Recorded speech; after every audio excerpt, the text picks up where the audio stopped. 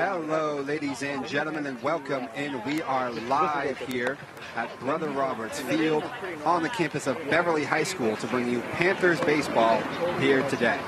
Dominic Lorenzon alongside Al Visnick bringing you the action as the Panthers trying to get off the schneid a little bit right here, and it does not get any easier taking on an 8-2 Masconomet team. Al, tell us about this Masco team and tell us about what's going on with the Panthers right now.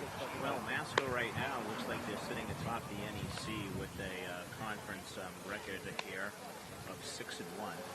And as you said, Beverly trying to get off the schneid with having a 6-game losing streak. A lot of those games, frankly, Don, they were in position to win one-run games, having leads, and then giving things up late and having things go askew. So Coach John Cahill has a pretty young squad here this year, and they're taking some of their lumps in the experience category, and hopefully they're going to be able to turn things around in this latter half of the season. As you said, though, they have their work cut out for them today. Masco is certainly one of the class teams in the division right now. No, indeed. Luckily for the Panthers, though, at least they do have sort of their ace on the hill here in Graham Gavin. It was a beautiful day for baseball. The clouds are starting to roll in now to be about 58 degrees upon first pitch, and full chance of rain later. So we'll see if that actually does come and if that affects things. But as we mentioned, Graham Gavin, the man on the hill today, and anyone who's tuning in for the first time, Al, tell us what they will expect from Graham Gavin. Graham's primary pitch is his fastball, which he seems to locate in. He moves it up, he moves it down. He throws a changeup pretty well. Not too many curveballs, but he throws an occasional one. So more a power pitcher who needs to be in control of both sides of the plate to be effective. Would you call him a more north-south guy, though, than probably an east-west? For sure. Yeah. Absolutely. All right, so anyway, Ryan Corcoran, the center fielder for Masco, is standing in to face Gavin, the lineup that will be facing Gavin here today. Ryan Corcoran, Tyler Feldberg, the shortstop, Gabe Fales, the starting pitcher, also batting third. In the cleanup slot, Chris Porfido, the third baseman, fifth, Drew Gustafson, the first baseman, Chase Karen, the DH, followed by Anthony Serbone, the catcher, Davis DeLutis, the right fielder, and rounding out the lineup, Cale Weidman, the second baseman. Gavin winds and fires on his first pitch, and Corcoran with a bit of an awkward swing there as he tried to stop himself. So Gavin's starting ahead. I think that was one of those southballs you're talking about, Dom, that he couldn't lay off of. Yep.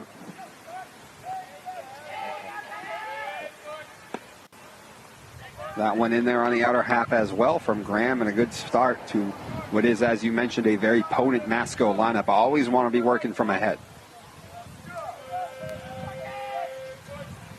Gavin winds and fires, and it's a 3-pitch strikeout of Corcoran to start the ballgame. Took something off of that one and got him geared up for that fastball. Good 0-2 pitch. Graham certainly had quite a few strikeouts. I haven't had a chance to look at the North Shore leaders lately, but it's also related to innings. But I think last time we were here, Graham had 10 or 11 strikeouts. Oh, yes, he did. Serves me correctly. Yes, he did. Tyler Feldberg, the shortstop, the man standing in now facing Graham.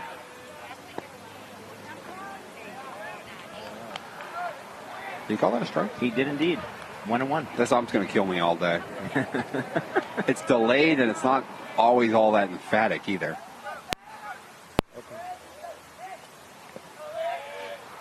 Like the breaking ball missing in the dirt.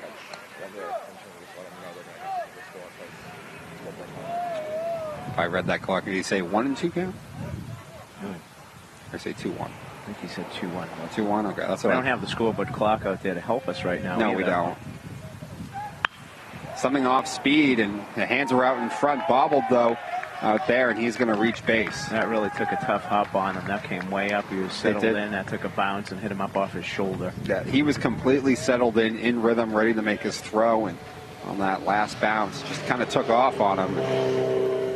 Unfortunate there. Gavin, nice off-speed pitch, kind of fooled Tyler. Definitely got the decent job of keeping the hands back at least enough to be able to put him in play, though. But Mike O'Leary, today's catcher for the Panthers, is going to have to keep an eye on Feldberg here. It's Gavin trying to keep him close. Swing and a miss right now, Gavin. Getting a lot of swings and misses so far through the first 3 batters. As you mentioned, this is the opposing pitcher he's facing right now, Gabe Fales. Gabe, a very strong soccer player on the Masconomet team as well. I'm biased to those soccer baseball guys personally. I'm sure. As I know, Al. Checking on Tyler again. And he's throwing over there, Dom, to Cal McKay, who's at first base today. Casey McGrath, who usually anchors that, is out in right field. Yeah, there's a number of change-ups here by the Panthers here today with the defensive positioning and a little bit the lineup as well. Koloski moving down to more in the middle of the order. And also in the second base, in the absence of Danny Pierce, whose brother Kenny, a BHS star football player, is getting married today. Oh, really? Good for Kenny. He's going. There he goes. Here's the throw down, and not in time. He's in there safely with a stolen bases. Tyler. Good strong throw, but just couldn't get him. Back to the Pierces, Dom. I'm a little surprised that Kenny and his bride-to-be didn't check the baseball schedule before they planned the day. I don't think the bride probably cares. You never know. There's a foul ball. Got a car? Nope. Oh, just missed the car. It's always, the convenience of parking your car right here to set up all your stuff is great, but you are really playing with fire. Gavin winds and fires 2 strikes on him, and he fouls that one straight back as Feldberg was off for third. He's going to have to go back. And Graham going to have to do it again on 2-2? I believe so. Yeah. Coach T.J. Burrill taking a page out of the John Cahill book with stealing third. I still submit that I've never seen as many stolen third bases in a team as Beverly High School over the years. Yeah, they really do like to read the pitcher, and they don't get a look back there. Yeah, to the races. Tyler, another step out there. Graham fires, and he fires one right by Gabe in the second punch out of the inning. Graham was able to elevate that just enough to get it over Gabe's hands and wasn't unable to catch up to it. There's the power pitching that we're talking about. Mm-hmm. And as we mentioned, a lot of north-south with Gavin. Some guys need all 4. Some guys really have a lot of breaking stuff, and they go east-west. They got a chance for him at third. Unfortunately, I don't think the third baseman was standing over the bag. He was not. It looked like the throw beat him, though. It did indeed. And a little bit easier throw since there's a left-handed batter up. Cleared out that righty's batter's box. Hey, the scoreboard's up now. There we go.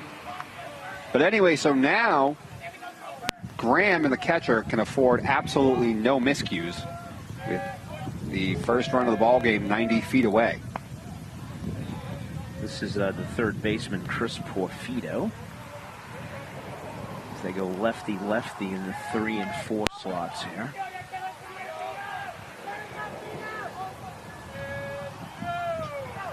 No, is that right? That's right. No. Actually, Gabe was already. Feldberg was so they've gone right, left so far.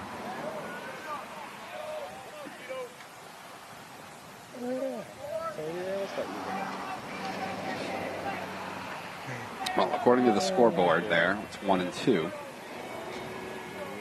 But I don't know if they're still working some things out, so we'll see. All right, Graham.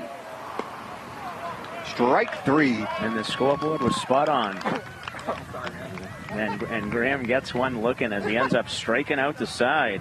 As the seasonal allergies take a hold of my partner there. Let me fill in momentarily to tell you what happened. I try to do a better job. I had to take the headphones off and cover my mouth with the other hand. I'm sure the viewers appreciate that. All right, that's a 17-pitch inning for Graham Gavin, who strikes out the side, and just the one batter who reached base on that bat hop ground ball. So the Panthers are going to see if they can take this 1 inning at a time. Indeed. Gabe Fales, as we mentioned, the man on the hill, and the lineup that the Panthers will have to face him. Micah McManus in center field leading things off. Mike Jello in left, batting second, followed by Casey McGrath, who, as we said, is out in right field today. Charlie Salerno, the DH, in the cleanup spot. Fifth is Cal McKay over at first. Devin Koloski at second base, batting 6th. 7th will be the shortstop, Jonathan Reyes. 8th, Colby McLean at 3rd. And rounding out the lineup is the catcher, O'Leary. All to face Fales, as you mentioned, a very good soccer player. As well, yes. Now. So we'll see what we see from him today.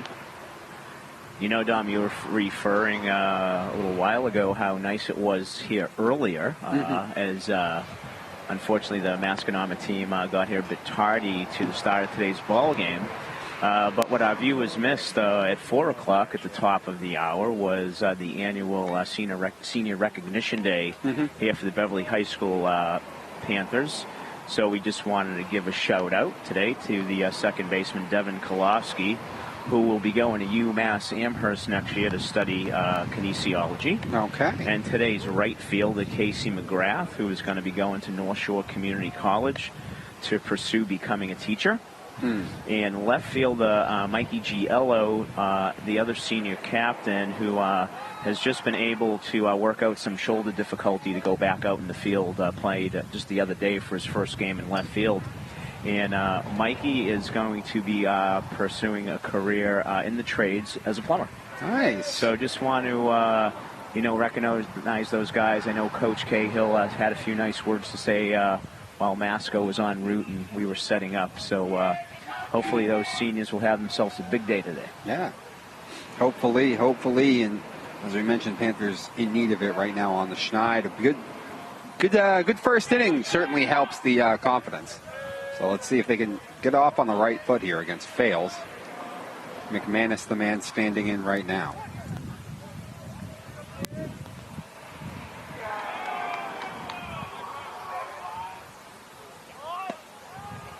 Gabriel winds and fires and throws one on the inner half there for a called strike.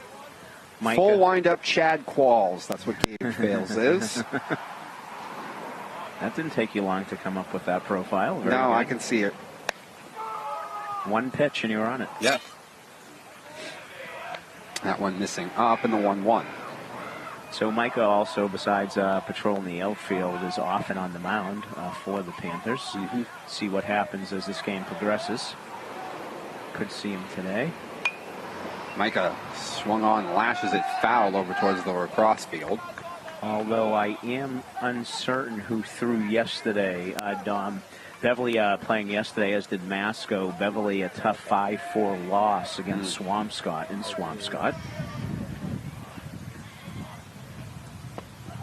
That one nips the outside corner, and Micah goes down looking. And Masconomet off a 12-2 win against Winthrop yesterday. All right. So we know that both teams have played. So if both teams played that recently, there are certainly limits right now to each team's pitching staff.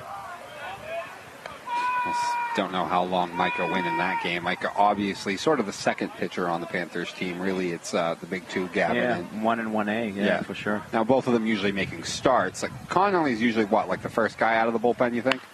If it's not the other starter. Yeah. That's a ground ball over. Tyler's going to have to hurry, and he ends up not being able to field it cleanly enough to get the throw off anyway. So Mikey Giello reaches first base on the error. Yep. And we've seen a lot of... It was going to be kind of bang-bang anyway, though. That was kind of a slow roller, and Mikey got out of the box real well. Well, senior day, we can score that as a hit, absolutely. No, I'm still not scoring it as a hit, but... Also, back to relief pitches, Charlie Salerno has been throwing a lot of innings in relief as well. Yep. Oh, that's the other one. I thought of Charlie's comp. Juan Cruz. Okay. I don't know if you remember him. I do not. Oh, okay. I'm going to have to... he was pretty good. I'm going to have to search that. Who do you pitch Some for? good years Astros? as a starter and reliever. Who do you Blue pitch? Jays, Diamondbacks, Blue Jays again, and somewhere else, too. He bounced around a little bit for someone as good as he was, actually. But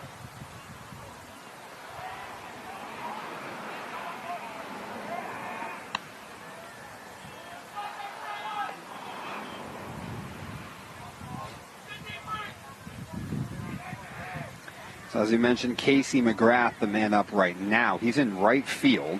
Usually he's been at first, but Panthers really shuffling around the defensive positioning. Casey gets up in the count, 2-0 here. Should be looking for something straight, I would think. From what I've seen so far, Fales does not look overpowering. Yeah, he looks to be more of a control pitcher with a nice little breaking ball there. I don't know if that's a little slider. Yeah. Doesn't have a huge hook to it, but it seems to break away from the righties. I don't think this fastball is overpowering, but he seems to locate very well. Yeah. That was a breaking ball, and that one really took off on him. It's going to take off on the catcher, and it's going to be easy for Mike to get over in the scoring position.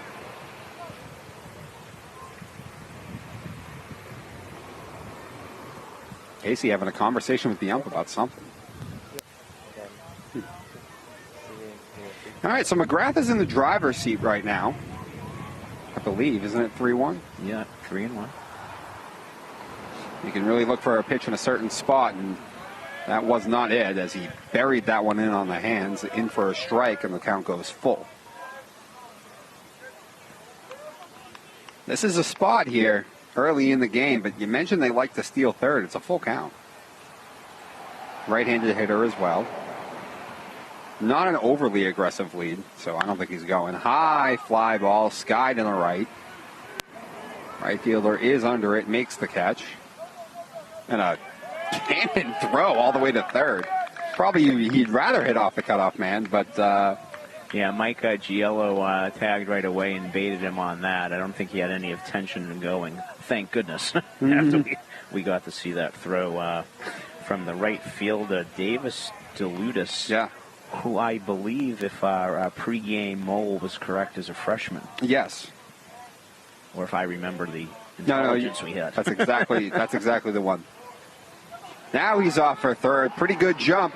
The throw down's going to be not in time as he got underneath it.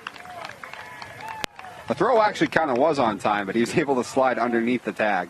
Yeah, I think if that throw was 2 feet lower, he was gone. Maybe even a foot lower. Yeah, he might have been. But he does get in there. And make no mistake about it, these coaches know each other very well and are very aware of that. So. Oh, yeah. So Charlie now trying to put the Panthers ahead.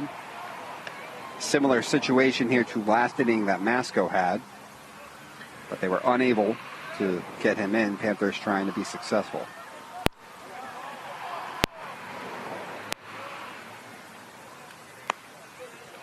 Now, if you're Charlie in this situation, right, especially with a guy that, as we said, you know, it doesn't seem like the fastball's overpowering, a little bit more crafty, but are you expecting to see more fastballs here with a guy at third and 2 outs? So that the ball doesn't get to the backstop. Yes, yeah, exactly. I would think that he wouldn't be trying to bury much. But where Charlie is the number 4 batter, 2 hits in yesterday's game, trying to knock in his teammate Mikey Giello, who had 2 RBIs. Probably doesn't want to give him anything too fat and might want to take his chance with the next guy. So we'll see. Charlie, hard grounder past the third baseman in the left field, and the Panthers take a 1-0 lead. Tough chance for the Masco right fielder. That ball exploded at his feet.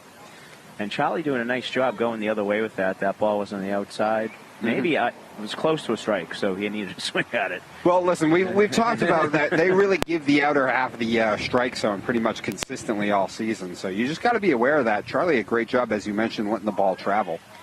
Yeah, I was going to say that he does a nice job using all parts of the field. So good AB there. And that brings up the first baseman, Cal McKay. And this is good, you know, when you're struggling a little bit to have a good first inning, even if it's just 1 run, Al. That definitely has got to help the confidence. I certainly hope so, because last time these two Mets, Beverly got out to an early lead, and then Masco never looked back once they took it. So, yeah, we got to hang on anything right now, like you say, trying to get out of a 6-game losing skid. You'll take anything positive for sure. And I'm not complaining, I'm just reporting. But I am with you. They have won the first inning, so. Yeah. Better than losing it. Absolutely. All right. Fales having a few control problems, it seems. Or maybe just really nitpicking. But he is behind 3-0 to McKay.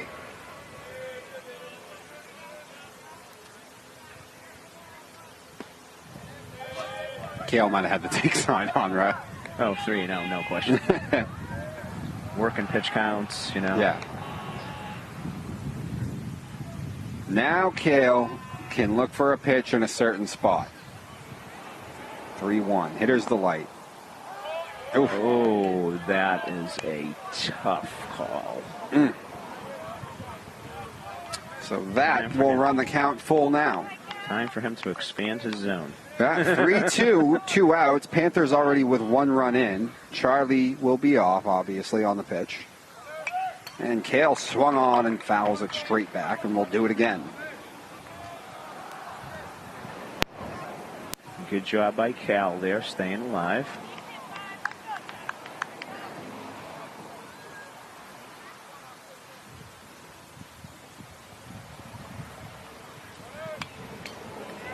Same scenario again, so they'll do it again for a third time on the 3-2. I think that gives him his quab, doesn't it? Yes, it does. This will be the 8th pitch of the at-bat coming. Oh, yeah. He definitely's got a quab.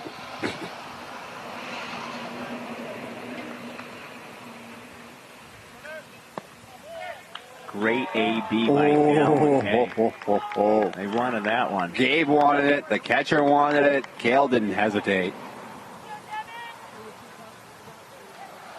Kale works the walk and at the very least extends the inning and makes Gabe throw even more pitches. Devin Kolosky, the man up now. With first and second and 2 away, Panthers chance to put a crooked number up on the board in the first inning.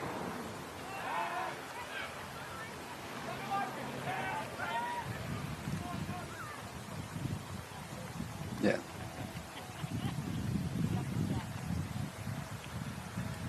Ooh, that's that high. one missing high. So the third senior of the day has an opportunity here. Devin Kolosky. Fails falling behind another hitter. Big gap between the first baseman and second baseman, and Devin likes to go that way. Mm-hmm. He tried to. And he did, if that's fair. Is that going to stay fair? No. No. I was going to say, that thing looked like it was slicing away. Yeah, I was hoping it was going to drop in there. Oof. Yeah, Devin flirted with that foul ball line, trying to get a 2-bagger that could have put him ahead 3-0, but just could not keep it fair. We don't have a great sight line from here in the right field line. I was just watching Devin's body language. I had to stand up to see it. So.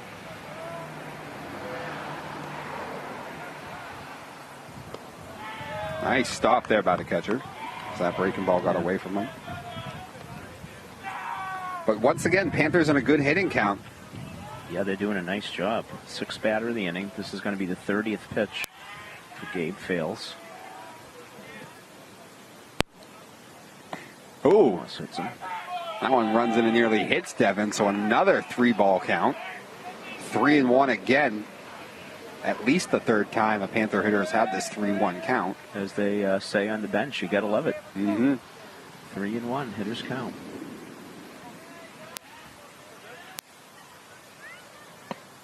That one is a strike. Devin took a step towards first, but I don't blame him on that. That's not a 3-1 pitch to swing at. That's a pitcher's pitch for sure. And I think the catcher pulled it in at about 6 inches as well. But strike or not, it's not a pitch you swing at 3-1. Absolutely not. You're looking for something over the middle of the plate that you can drive. Devin swung on. It's a slow roller up the middle. The shortstop has it. He's going to have to get rid of it. Scooped by the first baseman. That had trouble written all over it on both ends, but Masco able to execute to throw out Kolosky and limit the damage to just 1 run. Off to the second inning, Panthers in front, 1-0 over the Chieftains. What a great scoop by Drew Gustafson over there at first base for Masconomet. Devin Kolosky runs exceptionally well. The shortstop knew he needed to get rid of that. Mm-hmm. So Ty Feldberg should be in there thanking his first baseman for rescuing him on that, but that was a great pick. Indeed. So a 32-pitch first inning for Gabe Fales, and the Panthers, as you said, have that 1-0 lead. Yeah. Clouds have really rolled in And now I think the sunlight's going to be gone pretty much for the rest of the game. That is not anything we haven't seen this year. No, oh yeah. We started our first game of the season with the extra inning game that had to be suspended due to darkness. Yes. And then I wasn't there for that, so I don't know. But oh, maybe. So we should be okay, Dom, because we actually had a rain delay after 5 pitches last time out, and you weren't here either. Or not on the Saturday Gloucester game that actually Rich covered by himself, but there was 2 games ago. I forget who we're playing, but we were 5 pitches in, and then the heavens opened up. The wind came up, was like a microburst. We had to go off air. We had to cover the cameras. And then what a mess! You got called away at the last minute. So yeah, and then after that, the sun came out, and then the sun went in, and then the temperature dropped, and we had 3 of the 4 seasons right in one baseball game. Well, that sounds like early spring in Massachusetts. Absolutely, it was indeed. But it was so warm out when we started. Just another day.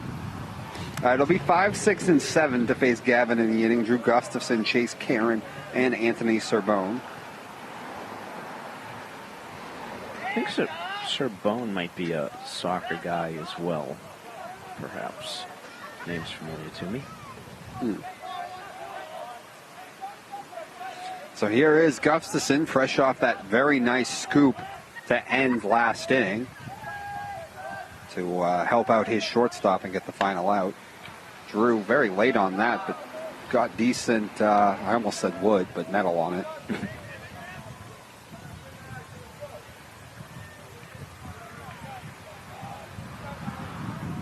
Yeah, not many leagues still play with the aluminum, but now that they have that BB Corps certification to tamp them down. Ground ball over to second. He has it. Froze and got him for the first out. Gavin being very aggressive so far with these hitters. A lot of fastballs to start out in the strike zone. Devin Koloski handling that with ease.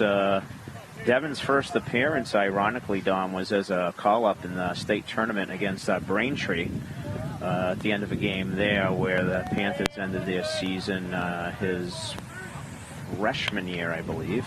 That's popped up in the foul territory. Third baseman coming on cannot make the play. But he did play second base in that game. Did he? Put the second jacket on. Extra layer. Yeah. I'm going to hold out for a little longer. I might be going for my gloves, though.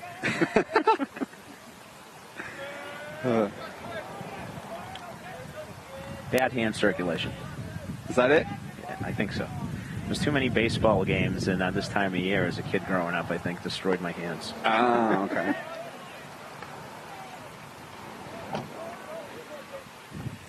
Can still remember an inside fastball at Roosevelt Park off the old wood bat. At about 38 degrees out. That sounds awful. Climbs the ladder. Yeah, Gavin going upstairs with the fastball. Gets him swinging for his 4th punch-out.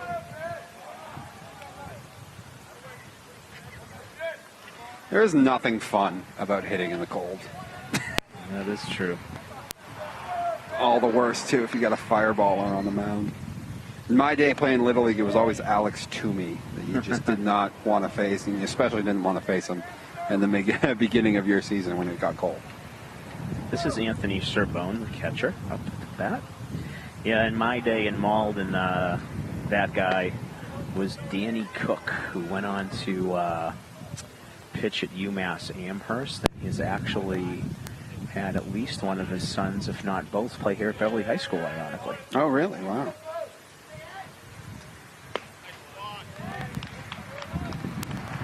Formed a battery with his brother, Scott.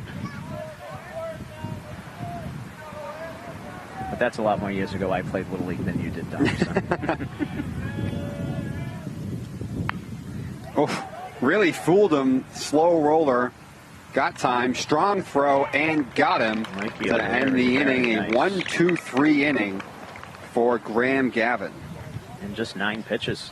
Yeah. So Graham sits at 26 pitches after 2 innings. Yeah, to his counterpart's 32, I believe. Yes. It was.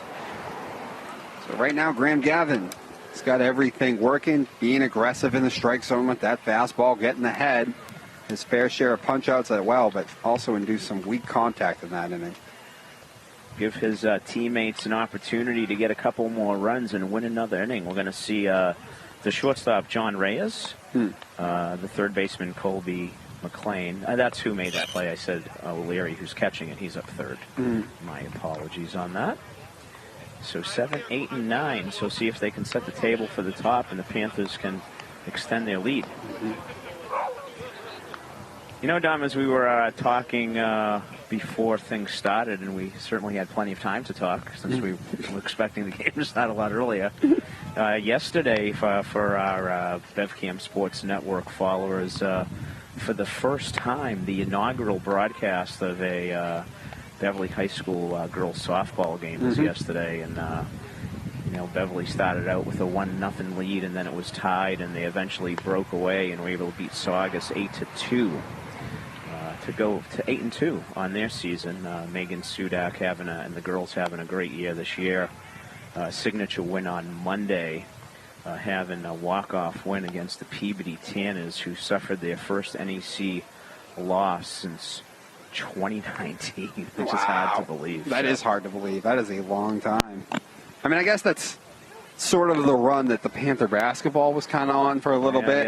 Yeah, that's true. But indeed, that is impressive and a great win for the Beverly girls, and awesome that we were able to do 2 games first time so far. Yeah, we'll be doing the second one next Wednesday.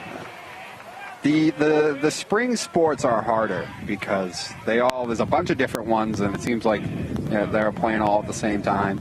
Yeah. I feel like there's not much going on when football's going on. There's not as much going on when basketball's going on. And there's a few things going on with basketball. That's because you don't cover any soccer. Okay, but during this we have John Reyes lashes it up the middle. One. He didn't wait long, did he, Don? No, he did not. On that first pitch fastball and ripped it. I know soccer's going on for some of it, but you got lacrosse, you got the girls softball, you got baseball, girls lacrosse, boys lacrosse, softball, baseball. Yeah, that's a lot of sports to cover. And of course, we don't cover track, but that's still going on too during this time of year. A lot of kids, outdoor track. Yeah, okay. Sean Dunleavy, the coach. Pitch out, basically, wasn't it? Yeah, it looked that way.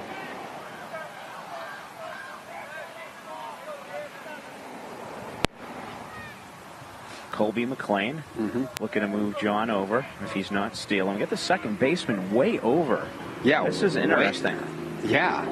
So typically what we're going to see here is that the second baseman would cover on the steal, and now they look to be changing their defensive alignment.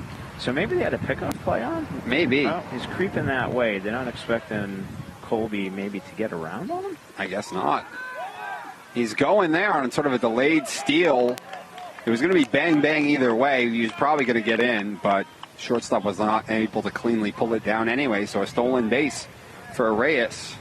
And the Panthers back in business with a man in scoring position here in the second inning and nobody out.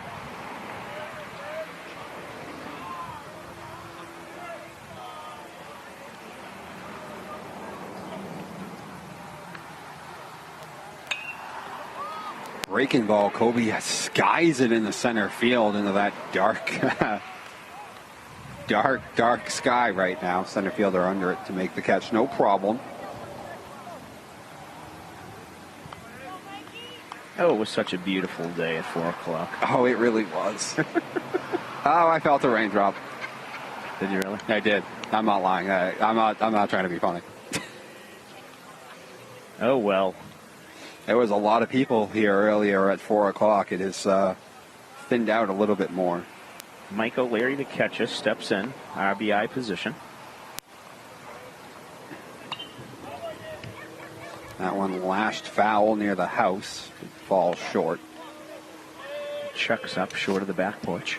Perfect approach shot.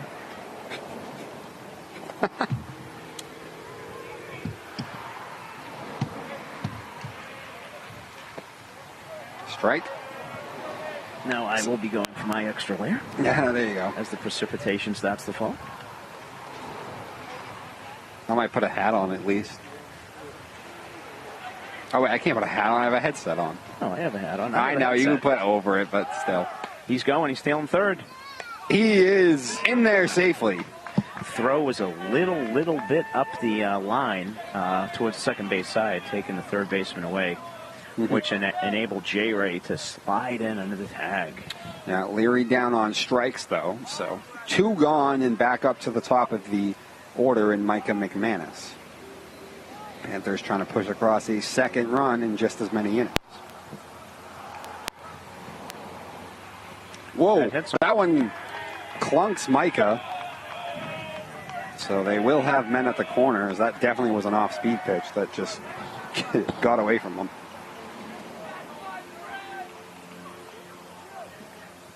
So now Jello, who reached on an error in the first and came around to score.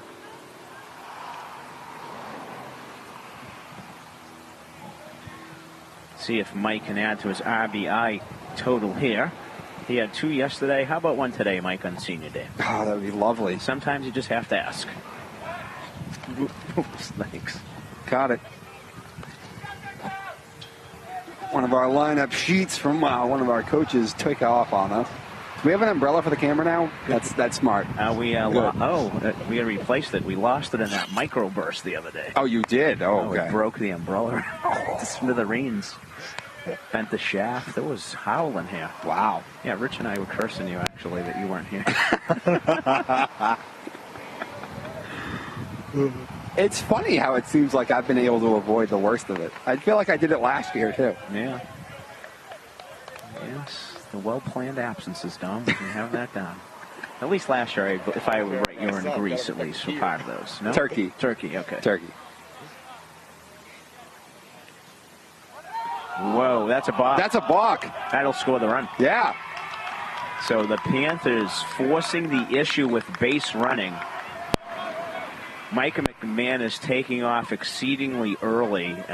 Pitcher not aware of it, gets the call from his teammates, and you really need to keep your composure because you have to step off the rubber. Yeah. To not be a balk. And instead he sort of slid forward and then paused, stepped off or paused. Yeah. And you can't do that. You cannot make a motion as if you're going to throw the baseball and then try and throw over the second like that. So hats off to that call on the first and third situation. Mm-hmm. And we have the second run of the game. Yeah.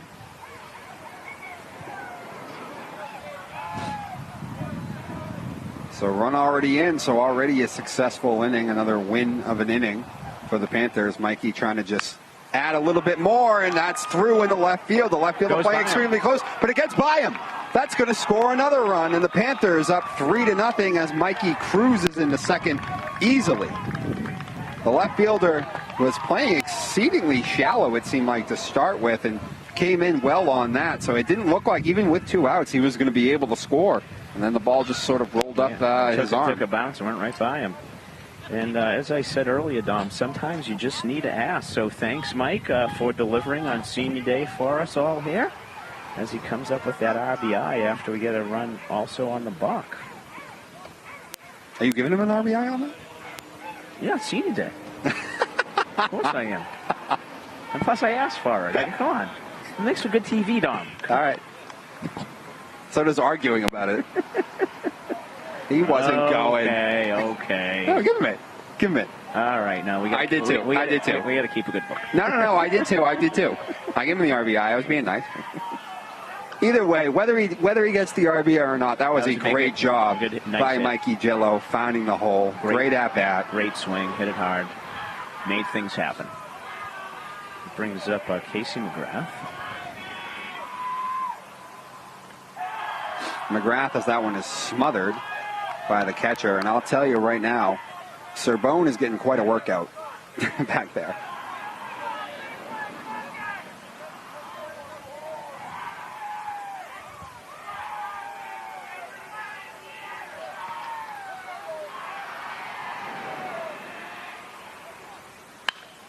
He swung on, beat into the ground over to first. Gustafson has it, takes it to the bag himself, and that will put an end to the inning. but not before the Panthers scored twice, and thanks to a balk scoring Jonathan Reyes after he led off the inning with a base hit, and then later on Mikey Jello taking one in the left field, which eventually scored Micah McManus. So off to the top of the third with the Panthers up 3-0.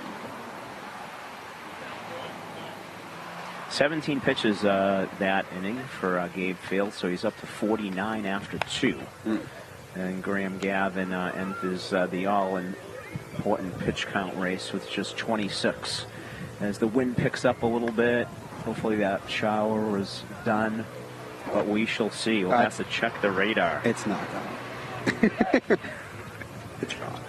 Don't dampen my optimism, Dom. Come on. You never know. It is actually, you can feel it. I know. I wasn't dampening. I could feel it. It is damp. I could feel it. I could feel it picking up. It certainly is damp right now. Umbrellas are going up right now. Humidity is high.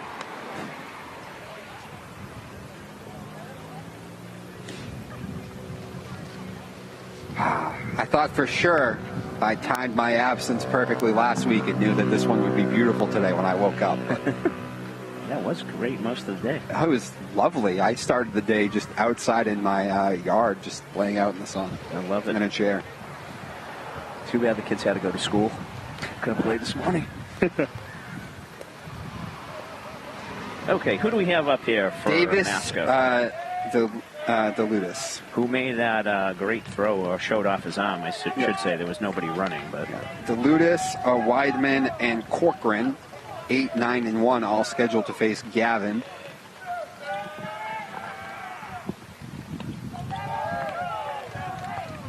Breaking ball, diving down and in and out of the strike zone, and Gavin, for one of the rare times so far in this matchup, falling behind a man, 2-0.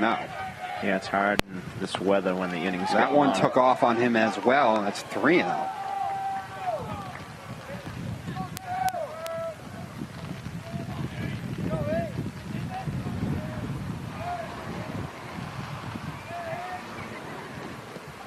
That one was nowhere close either. So Graham,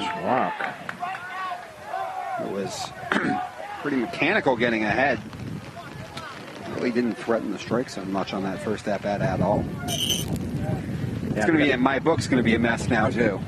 Yeah, same. We'll do our best, folks. It's a good idea. Just kind of close it, see if you can sort of remember. We have some fans to our right with one of the biggest umbrellas that I've ever seen. I know. That is amazing.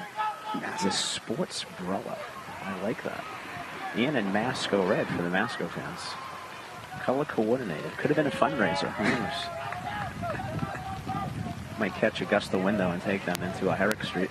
I know. Oh. Looking to bunt. That gets up on the screen.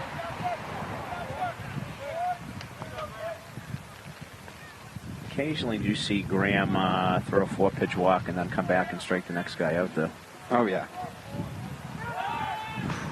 A little bit high, but Cal McKay's there. I don't know if the ball is wet or just cold or something, but a couple of ones taken off on Graham, including that pickoff one. Trying to bunt again, and again just fouling it off. So now 2 strikes.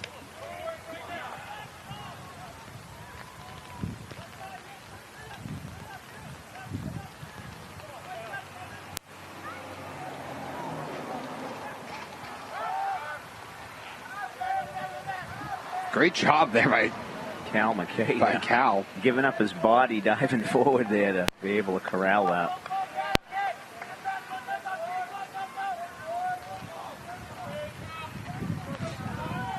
And he is off. That one in the dirt. Not going to be able to find it. And there will be no throw as he will easily take second. And now definitely a strikeout situation.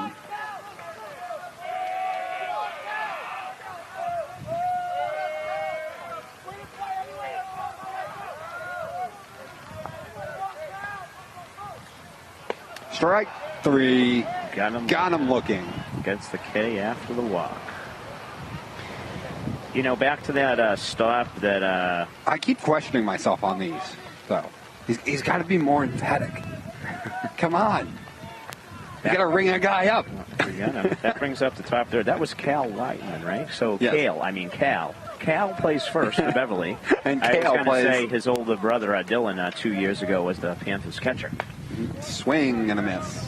And Cale Weidman, who just struck out, I was going to comment on the only other person that I'm aware of that has that name was NASCAR racer Cale Yarborough. Okay.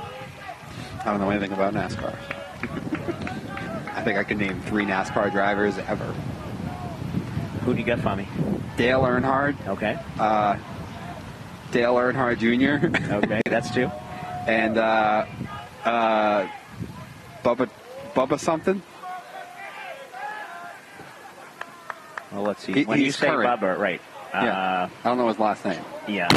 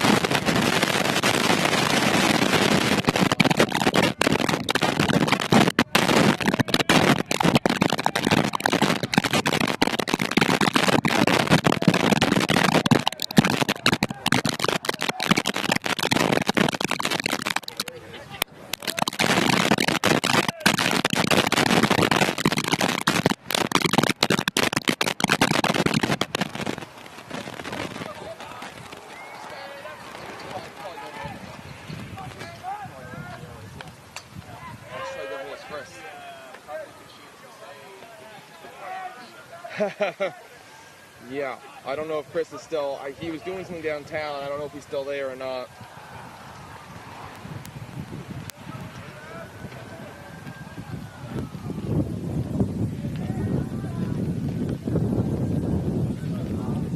I just turned the volume down, the output down. Yeah. The video's still on the air, so I turned the static, because it's probably going over the airwaves. See if I can get my book correct. Best thing I can. Yeah. This is.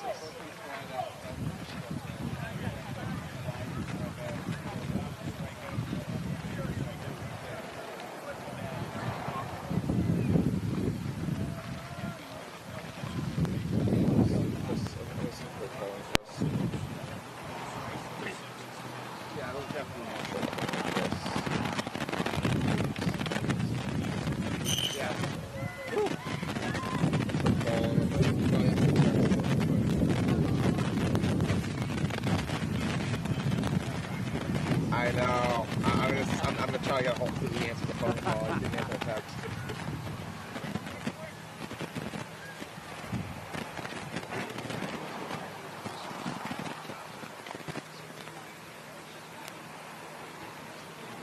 Hey, Chris. A little bit of an issue. It started raining. I had an umbrella for the camera, but I wasn't thinking about the sound stuff, and now it's just all static. I turned the output off so the static wasn't going over the air, but yeah.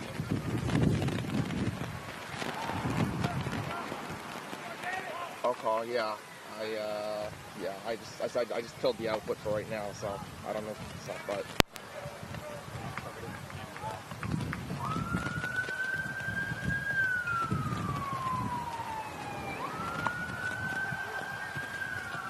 Okay.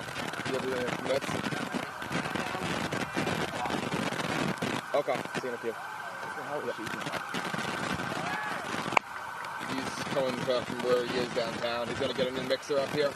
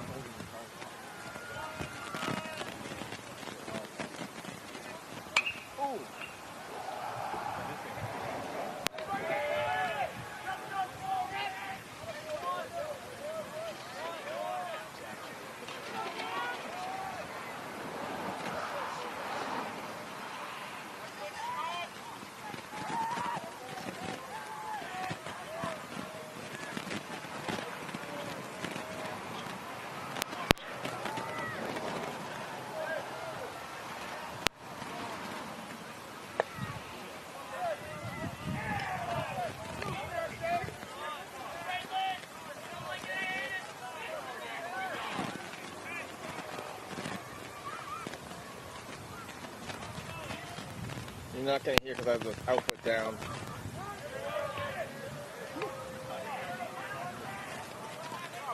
Ambience is live still. It's all time.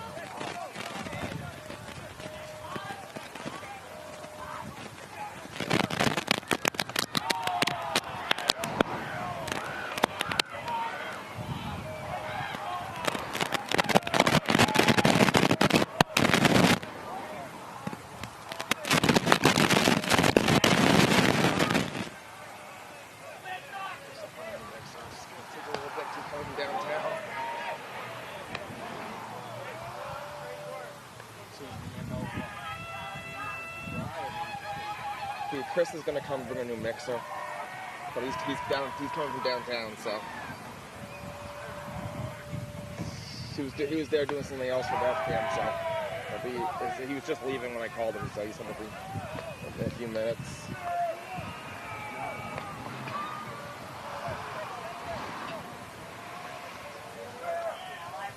I wasn't even thinking like that.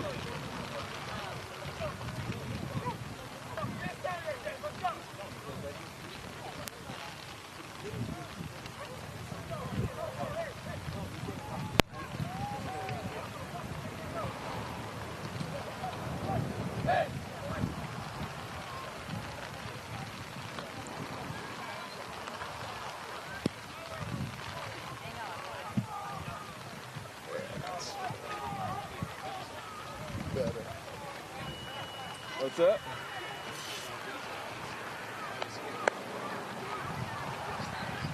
I know. I know.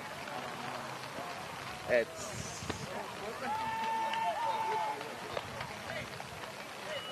We thought about this, we didn't think about that, or at least I didn't.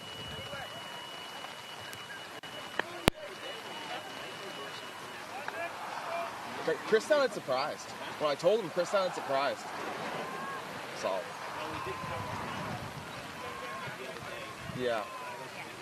I wasn't either. I didn't think of it either.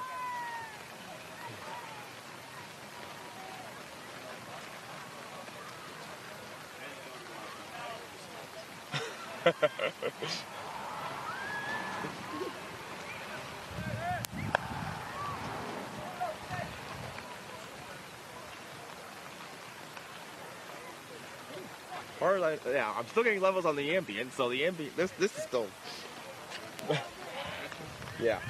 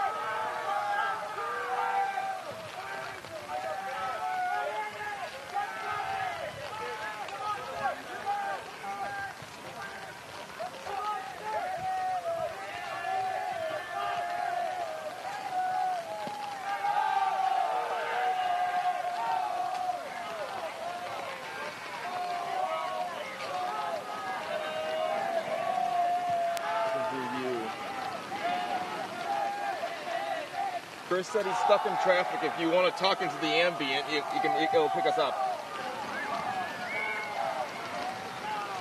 Chris said he's stuck in traffic. The ambient's still live, so you guys can talk into that if you want to do that. Yeah, basically. He's stuck in traffic. Is that how this is going to go? All right, so we're back after some technical difficulties. Our headsets went out. We're kind of just talking right by the camera now, but having on the breaking ball gets away from you. I mean, you got to feel like there's a number of balls here that have gotten away from Graham. And here's the official rain delay. Yeah, well, of course. The rain delay. We figured something out. We come near the cameras to talk, and then we get the official game. Official delay. So, you know, with the way the ball was taken off on Graham right there, they had to do something. Oh, yeah, and this is really coming down now.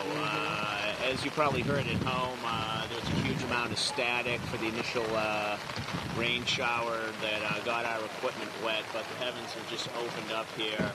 It's coming down pretty hard. Umpire has called for a rain delay, so I don't know what we'll be doing here. We're going to be obviously hanging out. Yep. And waiting to see what transpires, but I think if we see puddles on the field, we might not be getting the rest of this one in. No, we might not at all. Quite the day, Al. It was absolutely gorgeous, but things started late. And the rain came in, got cold. We went deaf when the static started. We've had to endure a lot for the BevCam faithful. But through rain or sleet or snow or hail, here we are. Or deafness. We won't get you your mail, but we'll get you a Beverly High baseball game if they get back on the air. Stay tuned with us, and we'll see if we can get this one in or not. I'm not standing by that. No. I like being in the I don't want them to be doing that.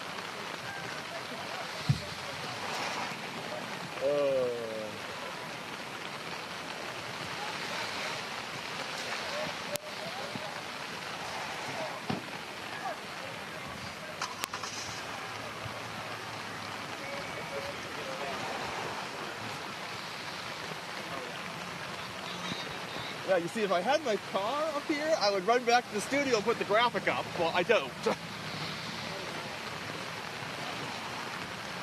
Yeah, shit. See, that's not good. Crap, this is the tablet I need to use. Is there anything else? Does this need to be covered? Does this need to The Jackery's pretty good. Oh my god. Yeah, the audio about that, but I don't have anything to keep it dry.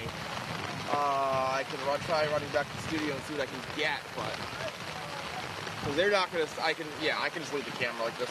You know what? I am gonna run back to the studio and throw the graphic up. That's what I'm gonna do. Yeah, and obviously if they decide, I'll be able to keep the gear down. I'm gonna run back. I'm gonna run inside.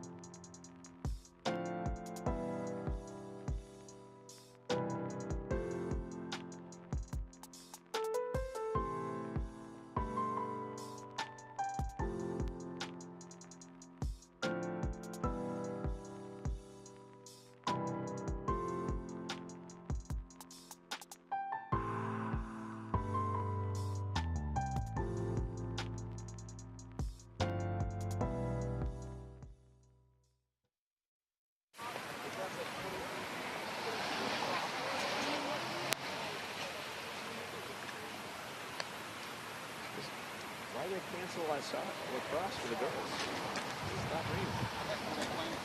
No, they haven't youth practice. You just send them back. Oh. Why not? Gonna play baseball in this weather.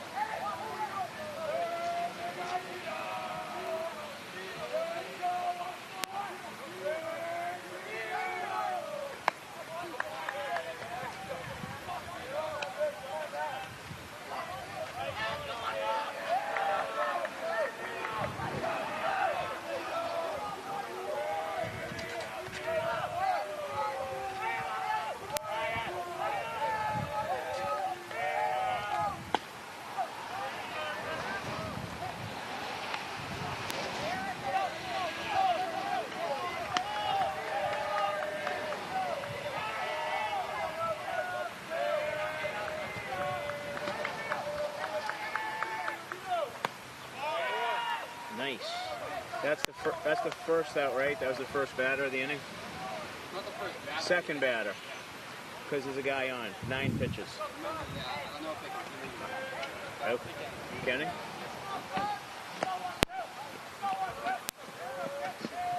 Oh, Kenny? Okay, folks, we're back here after a rain delay, some technical difficulties. Hopefully we'll be back fully on board. It's a ground ball up the middle, fielded by Reyes over the first base to Cal McKay for the second out. So Masconomet has a runner on third base with 2 outs and a 3-0 lead. Apologize for all the scrambling around here in the weather. My partner, Dom Lorenzano, is safely tucked away under a beautiful umbrella, staying out of the elements. I'm covering on machinery. Of course, he's covering the equipment. Taking one for the team. All right, Gavin has 2 outs here in the top of the fourth. Panthers with a 3-0 lead. Oh, and that one sounded like it might have hurt. That got him, but he's giving us a hard 90 down there to run it out. Sorry, I don't have my scorebook or roster just yet. Things got pretty wet back there, so we're doing as best we can here to keep up with things. Hopefully we'll be fully functioning shortly. Looks like we're going to have a courtesy runner, number 17 for Masconomet, coming in for the hit batsman.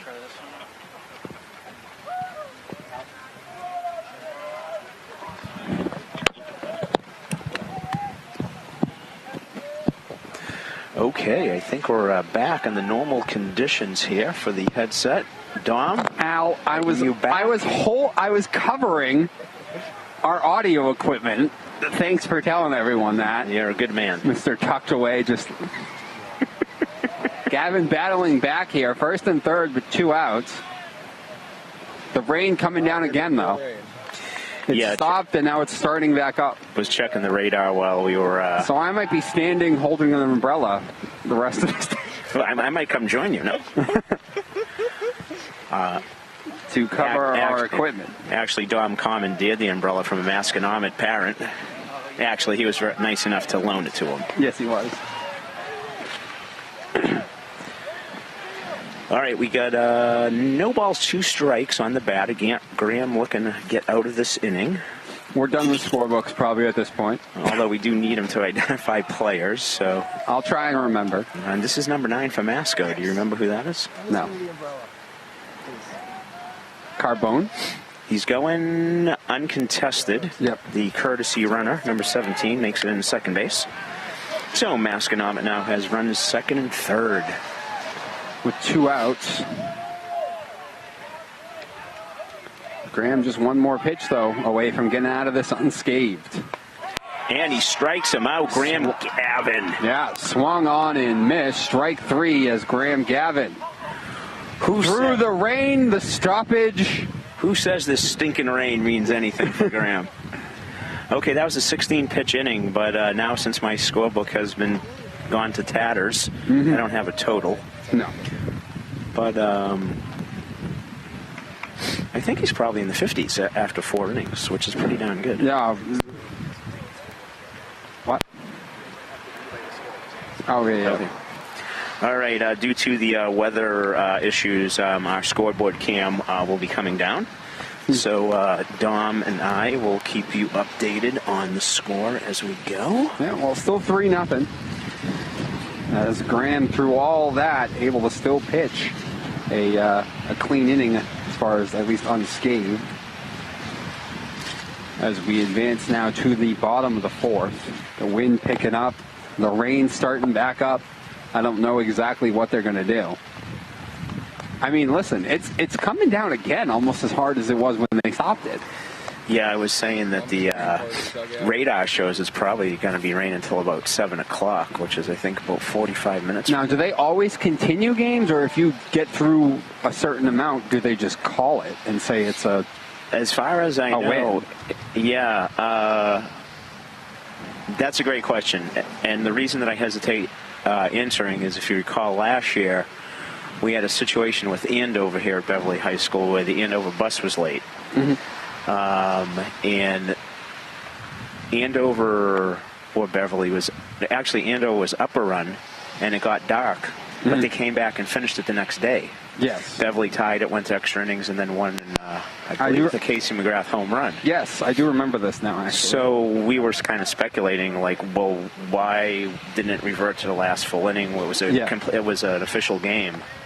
So I don't know if it was turned out to be an agreement by the coaches or what the story is with that. So I really don't have a good answer for you. The Panthers haven't batted in the 4th yet. I think for an official game, Masco would have to bat in the top of the 5th, wouldn't they? I think so, yes. So that might be the purpose of why they restarted things, just to try and see if they could get to that point.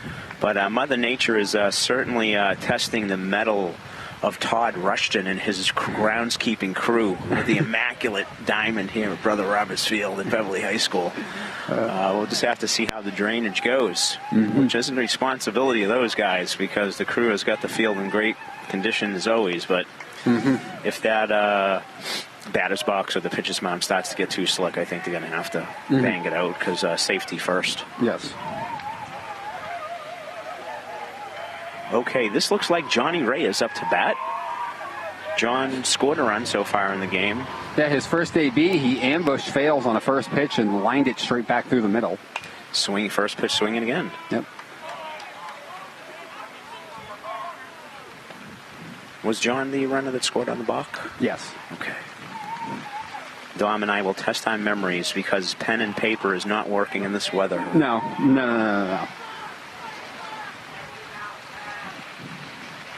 It's a break. That was a big, slow breaking ball, like 12-6.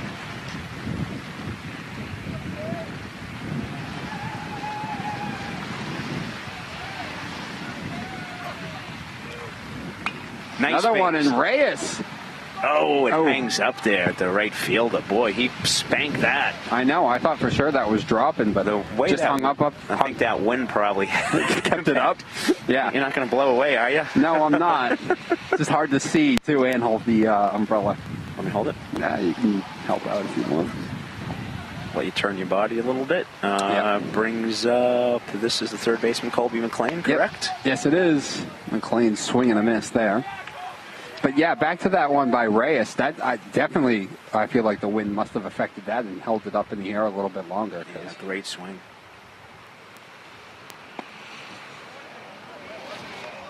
Colby down 0-2.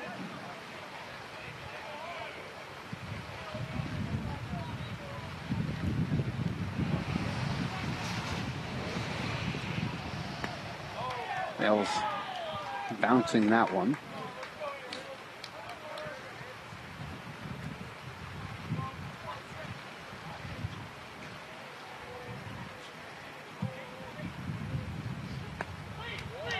That one missed 2-2. I was waiting So for far, that right hand to go up and out. I know, right? So far, cold weather and stoppage and coming back, you thought could affect pitchers. Right now, Gavin looked just fine afterwards, and so far, Fales looking okay. And Colby slaps that one foul to the opposite side. We'll do it again on 2-2. Good job by Colby protecting the plate there, an outside pitch.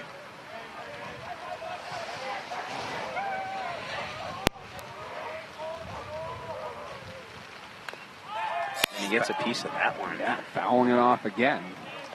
McLean making them work. Getting his quad, right, with the 7th pitch coming? Yeah.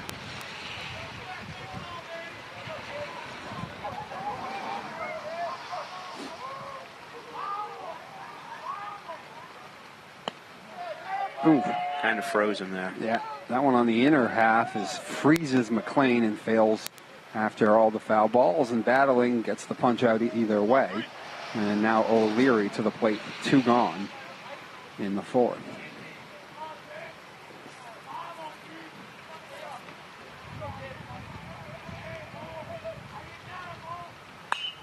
Skies that somewhere on the infield, I think towards first base. Yeah, first baseman Gustafson is under it. He'll drop it. That ball Could was not. Way up there. A little bit of wind. Rain coming down still. Yeah. Hitting him in the eyes. He started out behind the first base bag. He started up in fair territory. He had a drift foul, and it falls into foul ground. Yeah, lucky enough, as you mentioned, though, for Drew, falling harmlessly in foul ground at least. So O'Leary not reaching, and the AB will continue.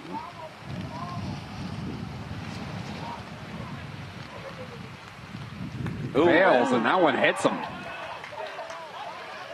No, he said it hit his bat. Oh, okay. Umpire says that when he ducked under that, it hit his bat. It did have a weird angle to it. It did. I thought if it was going to hit him in the head or the back, I know. it wouldn't have went to the right like that. But usually you hear the ping of the bat, though, at the same time. So Coach Cahill checking him out, making sure he's okay. It's been a weird AB.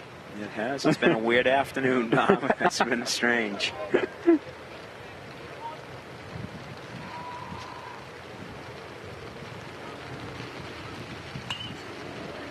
Oh, there we that go. Off. Weird AB, weird afternoon. This has not been a mundane day at the ballpark. It has not. It's a memorable senior day, and hopefully at the end of all this, it'll be a W to be the biggest memory. But we've had our eardrums tested, our rain gear tested. Back behind near his head again on that curveball.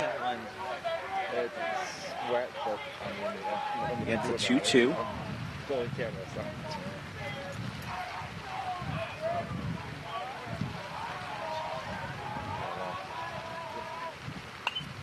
Mikey again. All right, we got a co-op here. I think this is going to be his 7th or 8th pitch of the at-bat. Mm-hmm. This bottom of the order, at least making Fails work.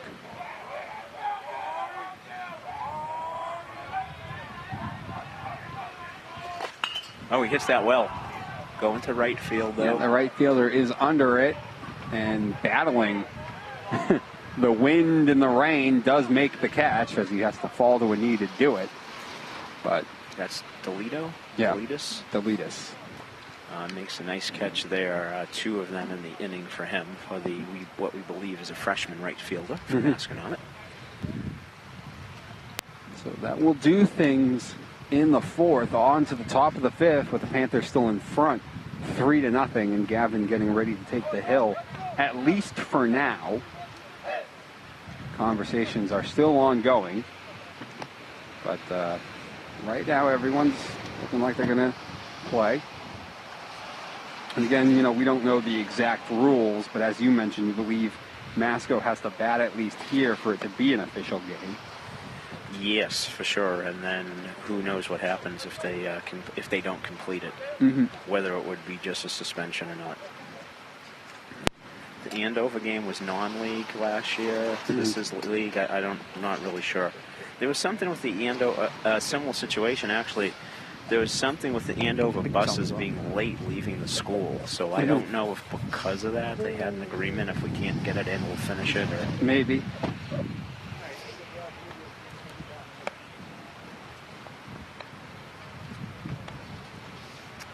Defense looks the same there for the Panthers. It's Coach Cahill's wiping down baseballs. People are running around, staying dry. Umbrellas are out. For the few that are left.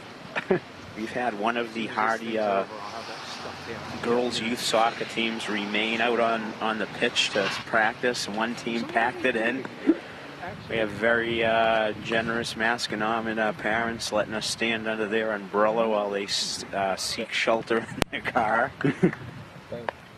Crazy. Started out so beautiful. 4 o'clock. Senior ceremonies. One of the best days so far, I feel like, of oh, no question of the about spring. It. Yeah. Game Rich and I did yesterday over at the softball field. It was dry, but it was a little bit chilly. Although not quite as much wind as we get up here on the hill behind home plate. We were down lower. As we still try to investigate if the softball field has a name other than the pit that used to be called on football practice there.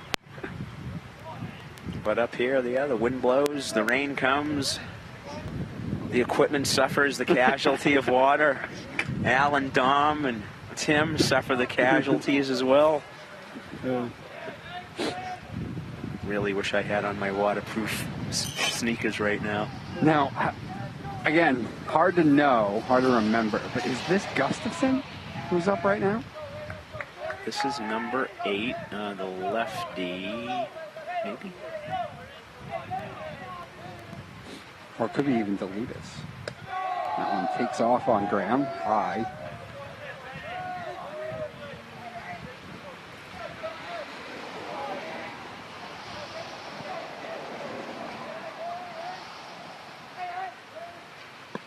Swing and a miss there as Graham gets it back to even at 1-1.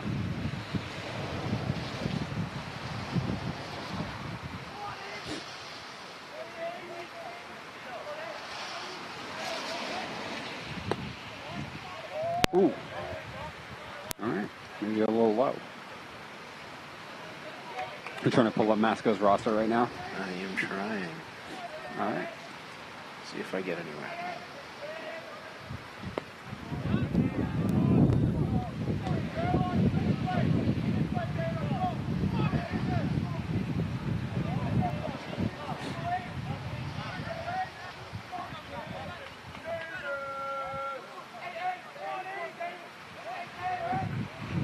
Swing and a miss. Graham elevates that fastball. 2 of those in this at bat. The third one getting the punch out. As he keeps the strikeout train rolling. Yeah. He's got quite a number of them by now.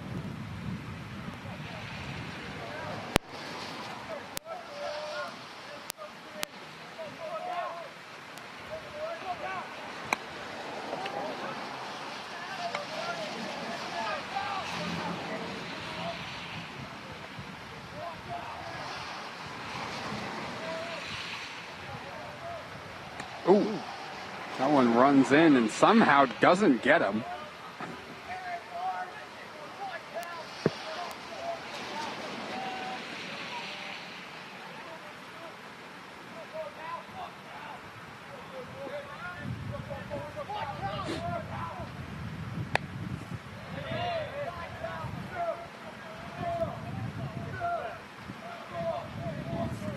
Here in the 5th, Panthers clinging to that 3-0 lead, battling the elements.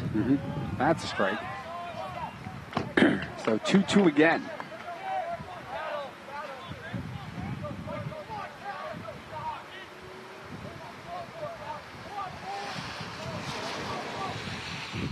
Swing and a miss as Gavin again just going to that fastball, challenging them. Back-to-back punch-outs to open the fifth.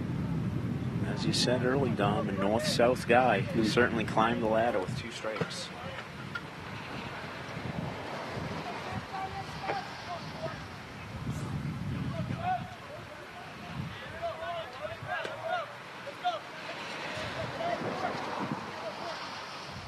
Nice breaking ball. Didn't get it though. That was a bender. I haven't seen a ton of those. No, he throws a hard breaking ball usually, but that was a bigger, slower one, sweeper.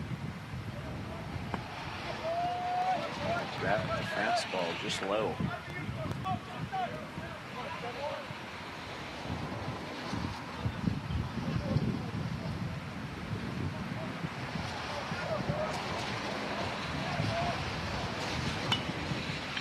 That's going to be foul ball over to the Beverly bullpen out for right that's field. going to be at backing out of play. No one's going to get to that. 2-1.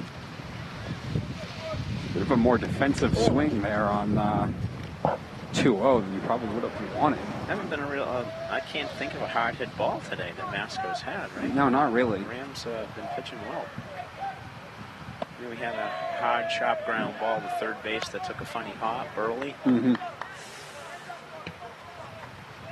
Can't really remember anything else really crushed. No. 3-1 now, though. And that one missing up and in. It'll be a 4-pitch walk. And that actually might be Gavin's first walk of the game. I think second. Right before we had the rain delay, he had a 4-pitch walk. Oh, yeah, he did. He struck out the side. That's right. That. That's right. That's when the rain first really started coming down. I think right around then we were both hit with a blast of static in our ears. That's right. Distracted us. Yeah. That's when we were both struck deaf. And if our compadre Rich Francis is listening in, Rich, I'm a little upset with you right now that you're not here enjoying the game with us. But congratulations to your daughter Talia for her impending graduation. He's going on this pitch. That throw is nowhere near. Looks like he's been hurt. Oh, no. Something happened there. He Not hurt. sure. It looked like a knee. Ooh. He's having a... Maybe that's why the throw took off on him so bad. I don't know if he slipped when he went to release it because it slipped back there. But he looks like he's hurting.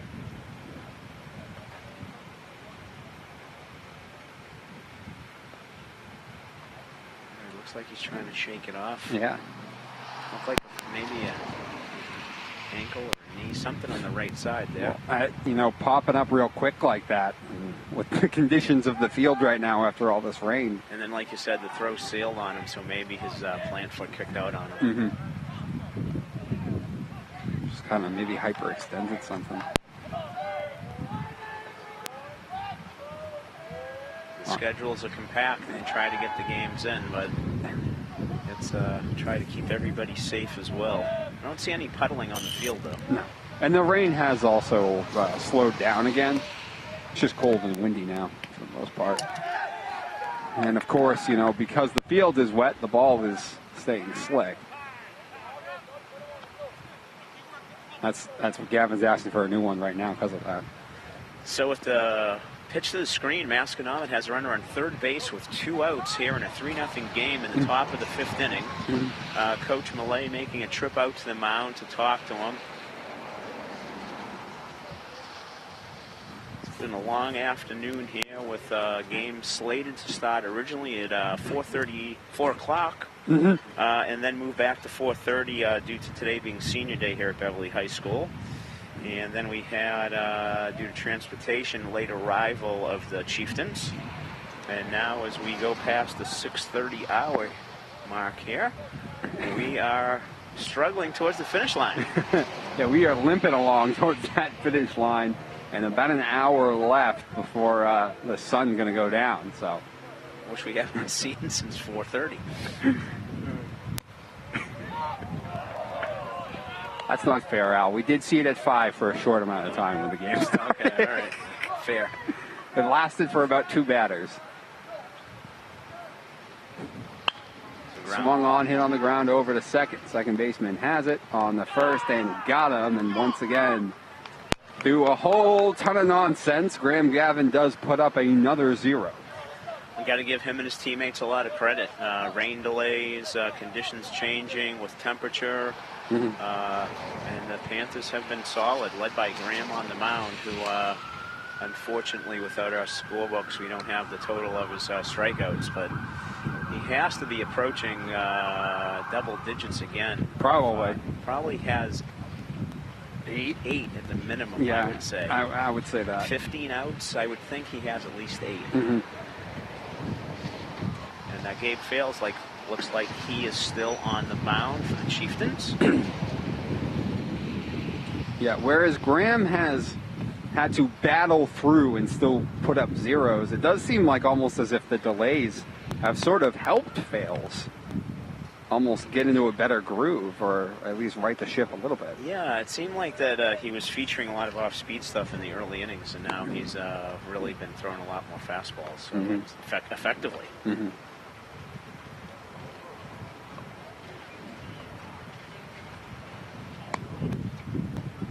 All right, I'm going to excuse myself momentarily and see if I can kind of recover some roster stuff. Yeah, no problem. So that we can be a little more informed as no problem. We test our broadcasting metal under difficult conditions. Indeed. Go for it, Al.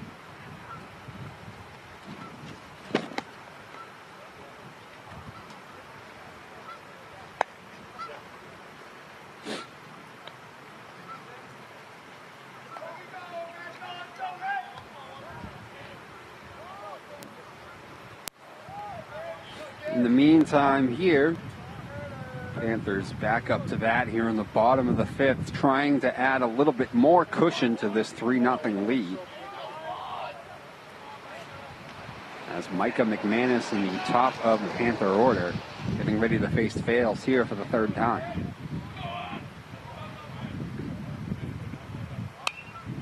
Micah swung on and lashes this one foul and back out of play.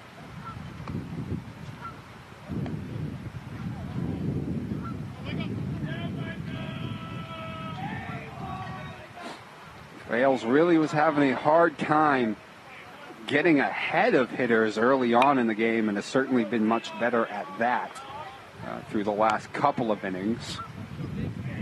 Though the Panthers, even through that, have still usually dragged these at-bats out and have made him work. He's on Micah 0-2, though.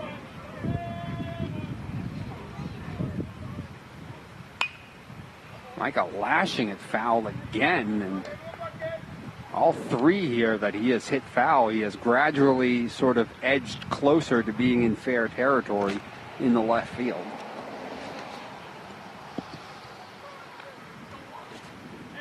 And Fales, winds and fires to do it again on 0-2. Just missing off the outer half.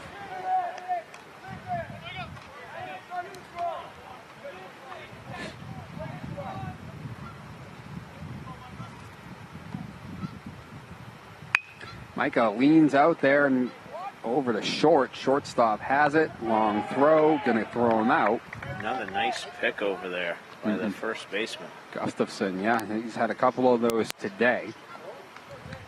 That ball sort of knuckled on the shortstop a little bit. Didn't know quite if he was going to have to catch it in the air or go smother it.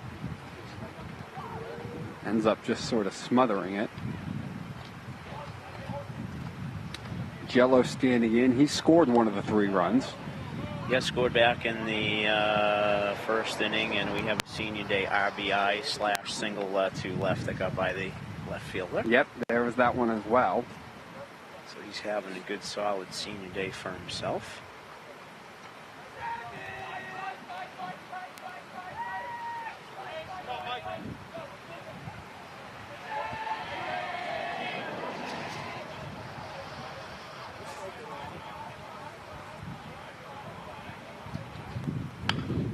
Swung on and scooped right up. I thought it was going to hit the first base bag and then get over him, but he was lucky that it bounced over the bag and did not hit it.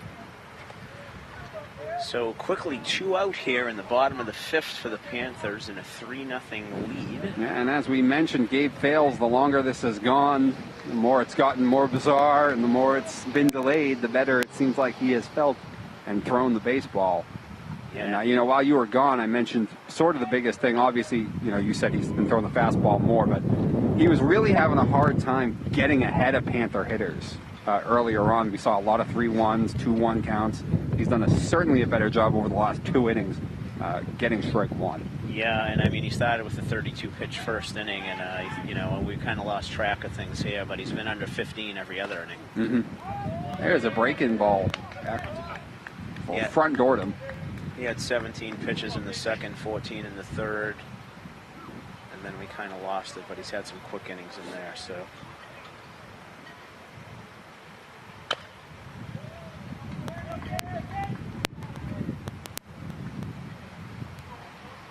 Is this McGrath? Yes, it is. Casey McGrath. Yeah. Casey is flown out to right field, yep.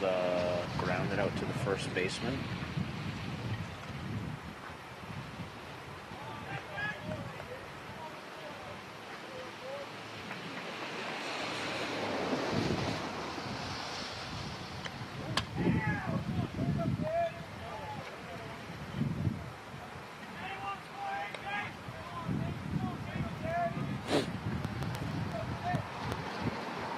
Pitchers definitely taking more time in between pitches right now. Just drying off the ball, blowing on their hands, getting their feet set. This is not baseball weather.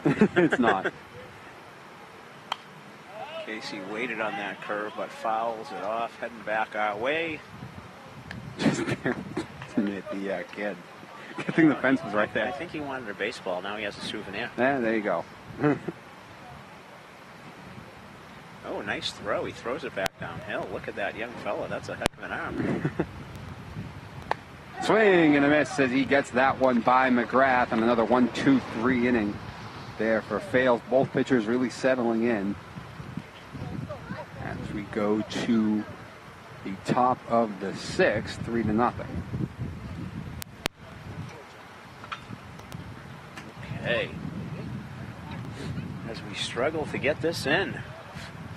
Well, Scott dried out. The efficiency of both of these pitchers now since we've come back from the break is certainly helping the idea of getting this game in before the sun goes down.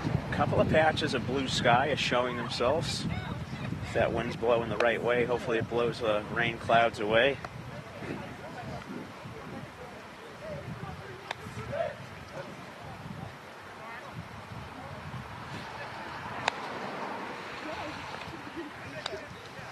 As we talked about at the top of the broadcast, Beverly looking to right the ship here, and with that 6-game losing streak, trying to start something today. So they're 6 outs away from hopefully the start of something good. So, but as we all know, those last outs in baseball are the hardest to get. Indeed, indeed. But it did start right away as they put across a run in the very first inning, added a second one in the second. So the Panthers got off and running on the right foot at least early on today. And right now just sort of riding their ace, Graham Gavin, to try to get him to the finish line. And I think we might have a change in catchers. I think Jonah Bellew might be in for O'Leary, I believe. Gotta hope O'Leary's okay. Yeah, as we saw him tweak something there on his lower extremity. And leading off for Masconomet is the pitcher, Gabe Fales, the third batter in the order. In the top of the 6th. We kind of missed one of his at-bats somewhere along the line with all of the shenanigans that the weather created, but he did strike out in the first inning. And as Dom has said, is really ready to ship on the mound after the first 2. Oh, and that one plunked him. Or did that hit the bat again? I believe actually it came off the catcher's mitt. Okay. Almost got him, but did make a strange sound though, like it hit him. Yeah, I know.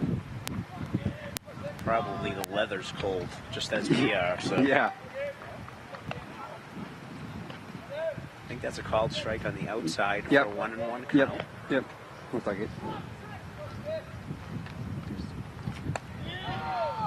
That one missing up and away.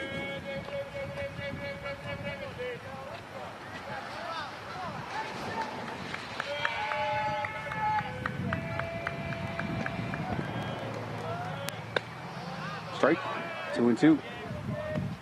Both these teams, as you mentioned, I think both played yesterday, so we're unsure exactly who's available and who's not out of the bullpen. Though we do see our first activity in the Masconomet bullpen,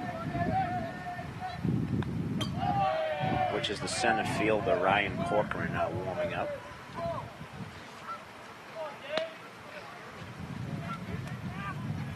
But I got to tip my cap to both pitchers for battling these conditions, keeping their focus, and throwing great ball games.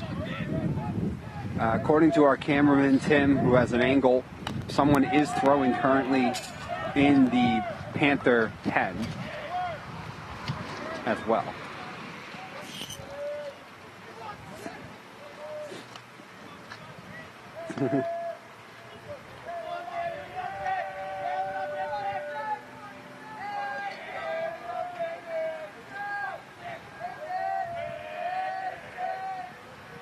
Ooh.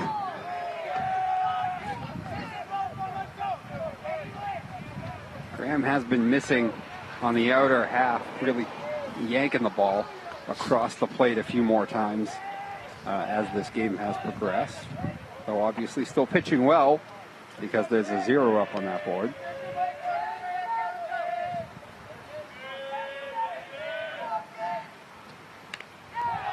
Oh, Fails just got a piece of that. I know. Every time a ball goes to the backstop, it causes another delay to get a dry ball.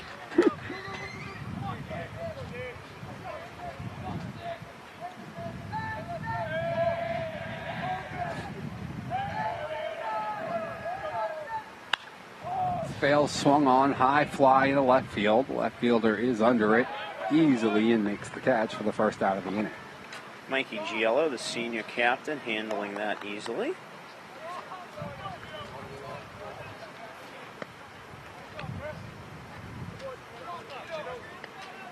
That brings up the third baseman, Chris Profito. If that's still number 14 hitting, I believe it is. It is.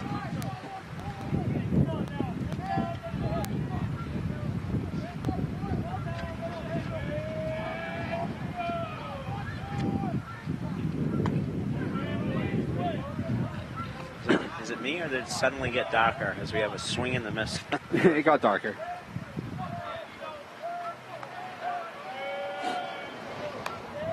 I said it's a race. It's a race at this point. Indeed. Al. It is a race.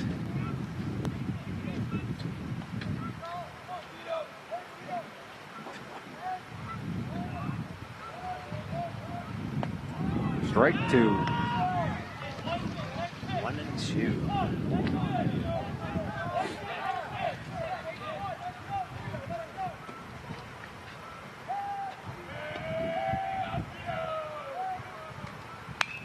Oof.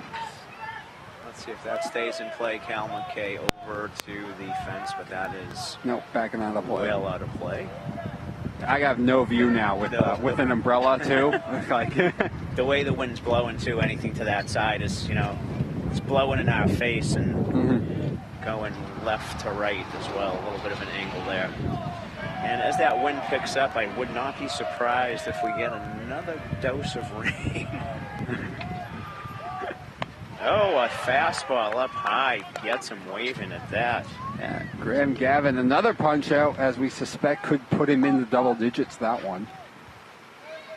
If he isn't already. Yeah, of the ones we scored, we missed the 4th and 5th inning. He has 7 strikeouts, so I would say he probably would have had a couple more in there that we missed. So I'm sure we'll get the stats from Coach Cahill in the Salem Evening News at some point. Foul ball hit by the first baseman, Drew Gustafson. Gustafson's made a number of nice picks over there at first base. He's been handling the leather. Yeah, the first one saved what could have been even more runs in a second inning by the Panthers.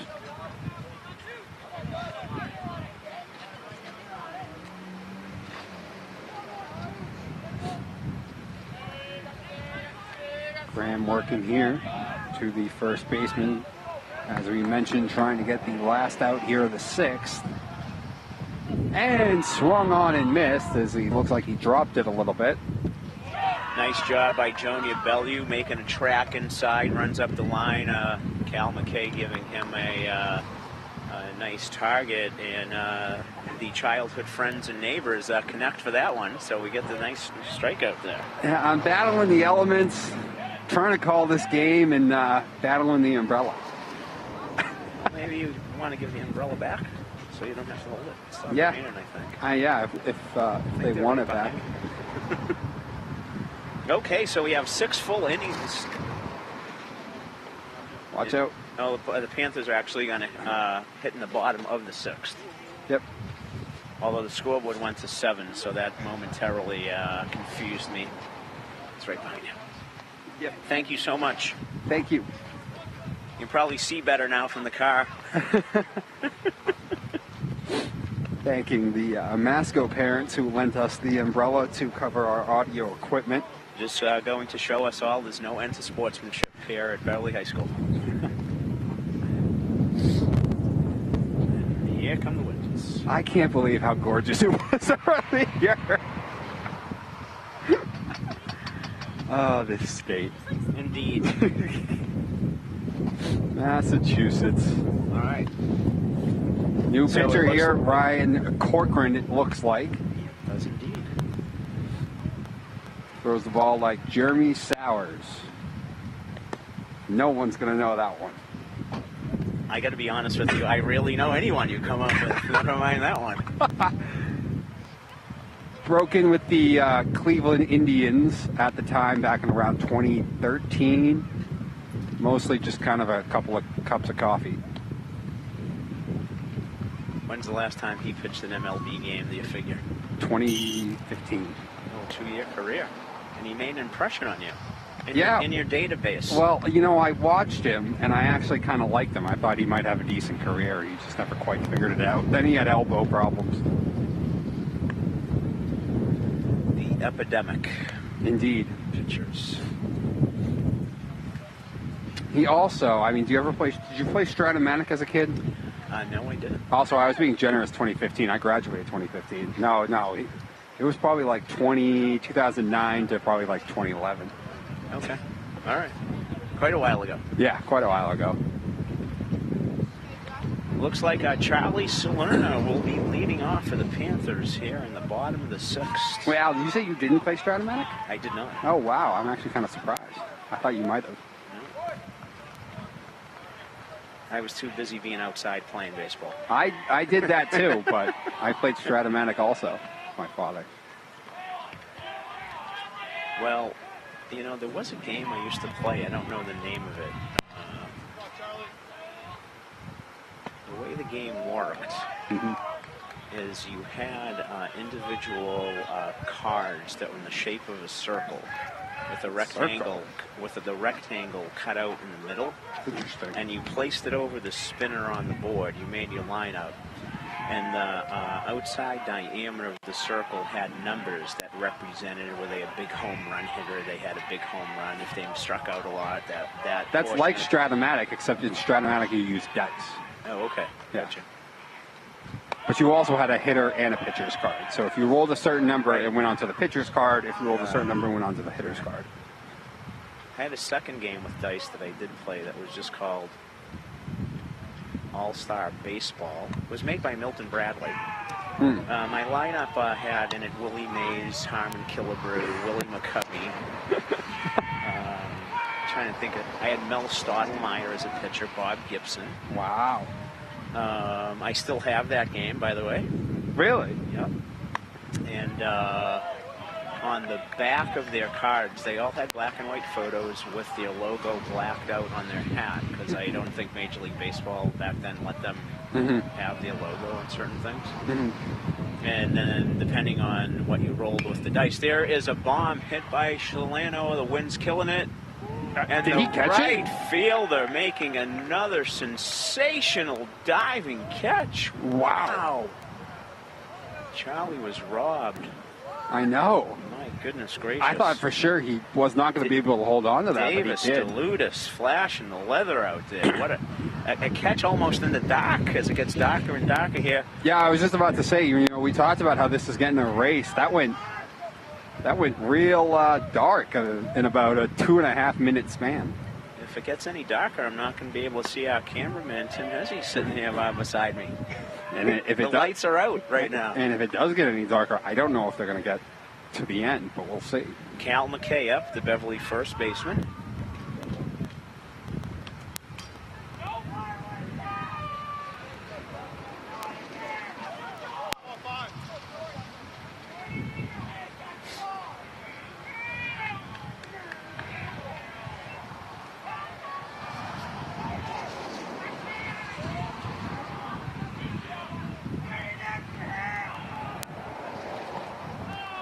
Breaking ball just misses. Yeah, it doesn't give the inner half much.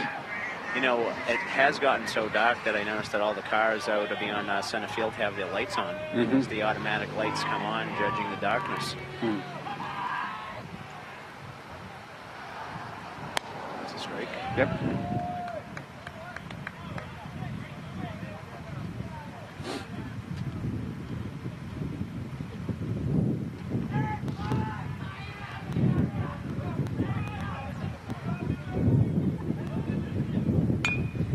Reaches out. That's a slow roller. Catcher has first pitcher has it on the hop. Great bounce by Ryan Corcoran, getting off the mound in a hurry to get that bounder. Wow, he was off there like lightning.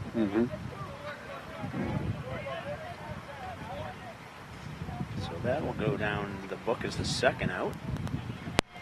Brings up our second baseman, Devin Kolofsky, with 2 outs here in the bottom of the 6th in a 3-0 game with the Panthers holding the lead.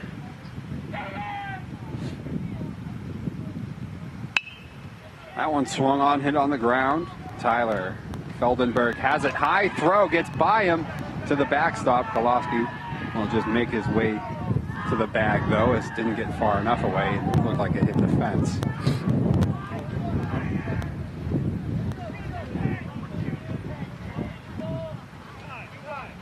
So this inning will continue.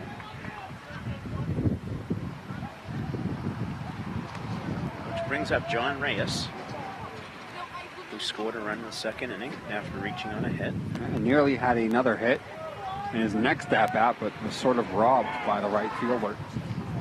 And the wind, we suspect, because it feels like it kept that ball up there longer than it should have. Reyes goes back out there again. That one's definitely going to drop in. He's going to make his way over to third from first, and it'll be first and third here with 2 away as the Panthers trying to add another cushion here. John Reyes once again not waiting, sees something he likes on the first pitch and has his second first pitch hit of the afternoon, or should I say evening now? Evening at this point.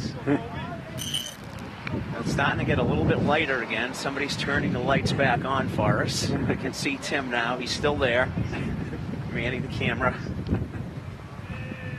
And this is going to bring up the third baseman, Colby McLean. Rain's back a little bit, though. Well, you can't have everything. You can't have light and dry.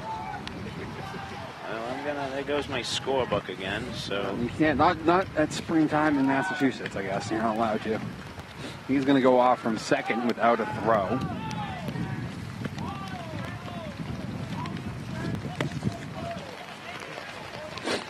Umbrella's going back up over the camera. I'm standing on the tarp to cover our audio equipment. We've moved on from the umbrella. And that's it? They're done? We're going to delay this thing again? They're not delaying, though, are they? I hope not. I want to be honest with everybody. I love covering baseball. I know. I wouldn't mind going. I wouldn't either. Also, what are you delaying it for? It's going to get dark soon. That's true. It's 7 by now, right? Got to be close. And if my other half is, my better half is tuning in, honey, I'll be home soon so we can get to tonight's show at the Cabot. Who are you seeing? I have no idea. She just told me I'm going. Oh, okay. That's funny. That's how it usually works. Sports related is different. Music's her department. Sports, well, sports is hers too, but she's has a wider breadth of subject knowledge than her husband. So it is exactly 7 o'clock. As we've enjoyed all aspects of the New England elements here in the last 3 hours. You're being very positive with the word enjoyed. That one was in quotes. It's a very loose usage of that word. But we have seen it all today. It's been a bizarre game. It has indeed. Between how beautiful it was when it started, the buses arriving late. Well, really the weather. The ball game itself has been a really well-played game. It has. Despite all of the elements. And O'Leary had himself one interesting at-bat. About an inning or two ago. Right. Here we go again. But, all right, we're going again. That was quick. They are really determined to get this thing in. Yes, they are. So there's 2 outs here, first and third for the Panthers as they're trying to add an extra insurance run on this 3-0 lead. Actually, Johnny Reyes, before that delay, had stole second. That's right. Tested. That's right. A couple more warm-up tosses for Ryan Cochran. Shouldn't hopefully be too many. And Colby will finish his at-bat. And a base hit to play 2 runs would be nice. It would. I mean, we're out here, we're cold, we're wet. We can't see well because of the dark. Other than that, we're happy to be here, so why not have a run-producing base hit? I know, right? If we have to stand out here in the elements, we might as well win.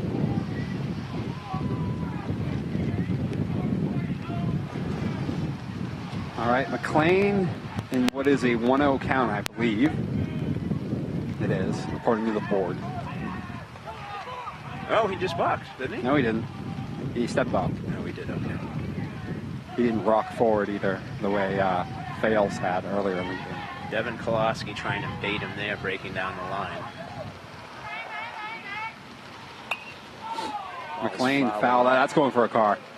Oh, it got saved by the fence.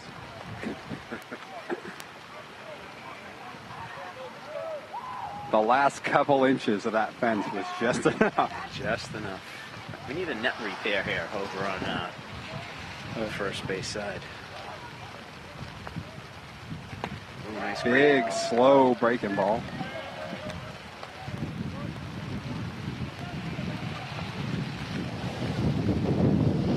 So Corcoran now has them 1-2. 2 gone, second and third. Panthers trying to add a cushion here and get off the schneid that they're on. Ground ball over to second. Gathers, throws, and got him, and that'll do it for the 6th. Panthers unable to add any extra runs, and will go to the top of the 7th. Beverly 3 outs away and up 3-0. Be interesting to see if Graham Gavin comes out, if he has pitches left and is going to go complete game, but it appears to me that Connor Conley is coming out of the dugout. He's tasked with getting the 3 hardest outs in baseball. The last 3. And Connor will be facing the 6th, 7th, and 8th batters, unless this pitch hit is Chase Caron, Anthony Cerboni, and the outstanding freshman right fielder Davis DeWudis, who has impressed us with his defensive acumen.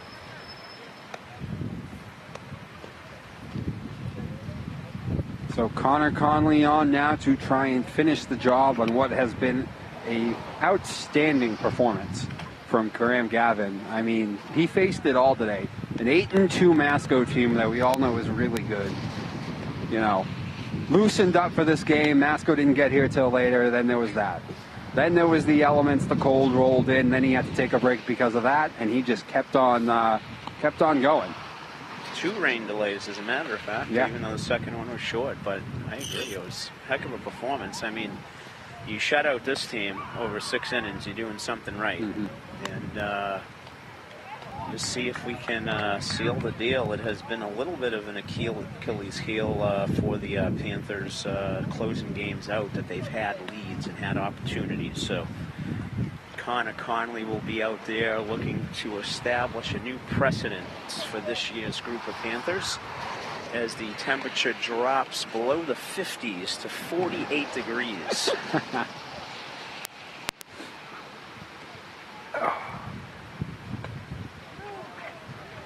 I want to give a shout out. I understand Patrick's grandfather is a big BevCam watcher. He's watching his grandson out there step onto the mound and try to seal this one up for the Panthers. Nice. Shout out to him. One of my trips down there, his son Patrick gave me a heads up that we had a viewer out there. Okay. Hey, here we go. All right, so as you said, 6, 7, and 8 to greet Conley. That one in for strike one. Connor Conley. As I mentioned the first time I saw him this year, it looks like he's added a few more miles per hour to that fastball than what I just saw last year. Is he a sophomore or a junior? He is a junior this year, okay. And he will be back between the pipes for the Panthers soccer team in the fall, as he was the starting keeper this past year. All right. Swung on in, there's the fastball on the outer half, and you got to love that. 3 pitches and a punch out for our first out.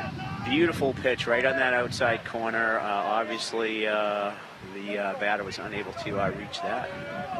Connor gets the first out.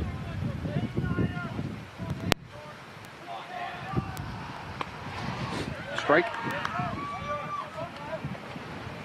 This is Anthony Cerboni, the catcher. That was Chase Karen, who just went down on strikes. Oh, that one got away. Just a little. Just a bit. Throws the ball a little bit like Heath Bell. Ooh. There's a name right now.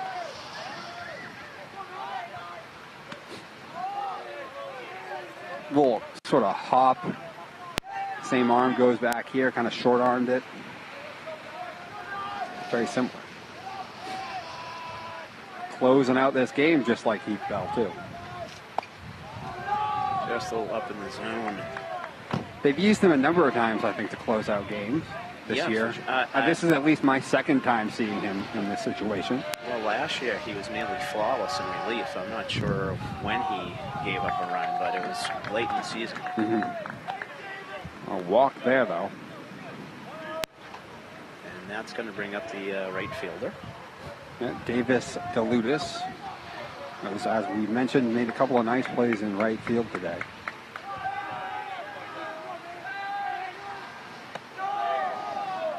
Right now, ball getting away from Connor a little bit. The pitching coach is going to come out to talk to him. If Rich was here right now, he would be chastising him for not having sleeves. Likes him to have his players warm. I know he does.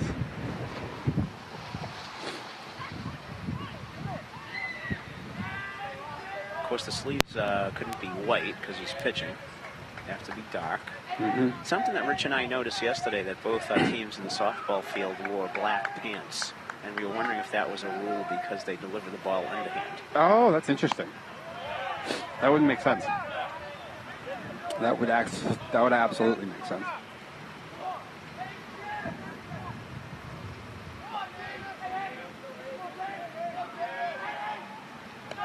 Oh.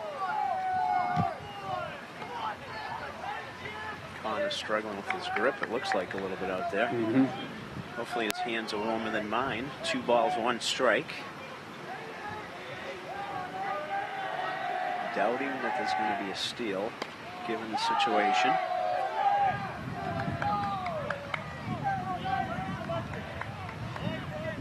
Runs into 3-1.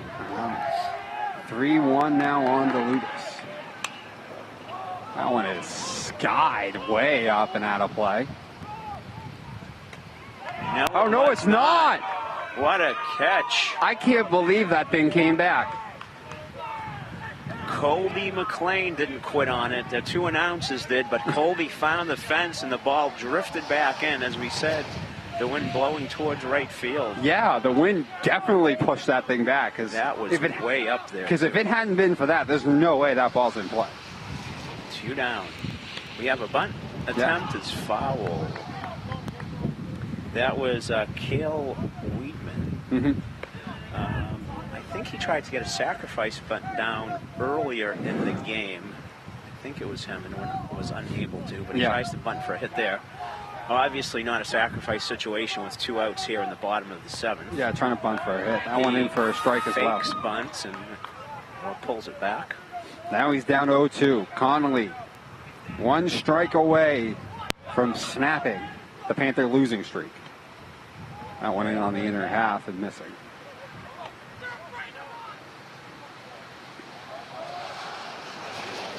He's going to ask for a new ball now.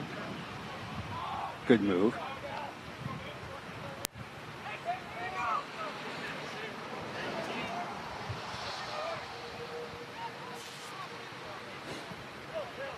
There it is, Al.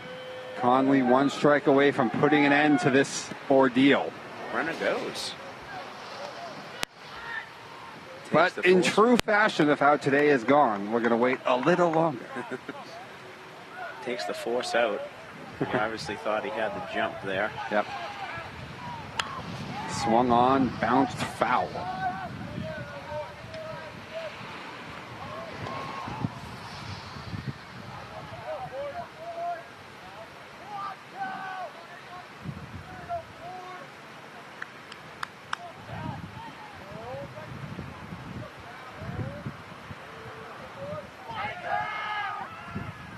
Swung on and missed, and Connolly ends tonight's affair 3-0. The Panthers take it and snap the 6-game losing streak in what was an eventful broadcast from Brother Roberts Field. And when we pull it all aside, it's a memorable senior day here at Beverly High School. As on senior day, the Panthers are able to knock off the pole sitters in the NEC 3-0, avenging an early season loss up in Masco, where I believe they lost by a healthy score of 12-2. Mm-hmm. So a ending befitting for those who brave the elements. Yeah, 3-0, a star-making performance from Graham Gavin. 6 shutout innings through everything that happened, the rain delays and everything. He really never missed a beat. Mike Giello on senior day had a run scored and an RBI. So he accounted for 2 of the 3 Panther runs, and 6-game losing streak snapped just like that on a lovely, lovely day for the Panthers. It started off right away with runs in the first and second. So, Al, any other thoughts here before we wrap this one up? Well, just that we'll be back on Monday for our next broadcast, and other than that, I'm more than happy to get off the air and get warm.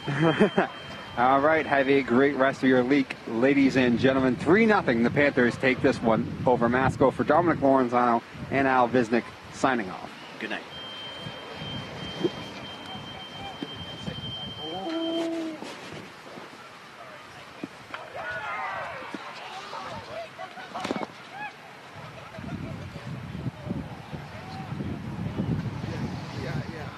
Thanks, Tim. Yes.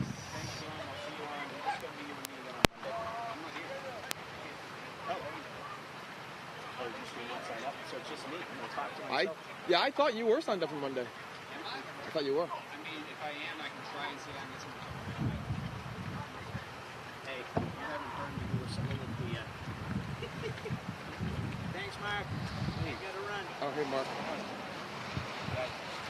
Trying to get this thing to come up with, so I can send this. Yeah. Did you shut the thing off over there yet? No? Good. As soon as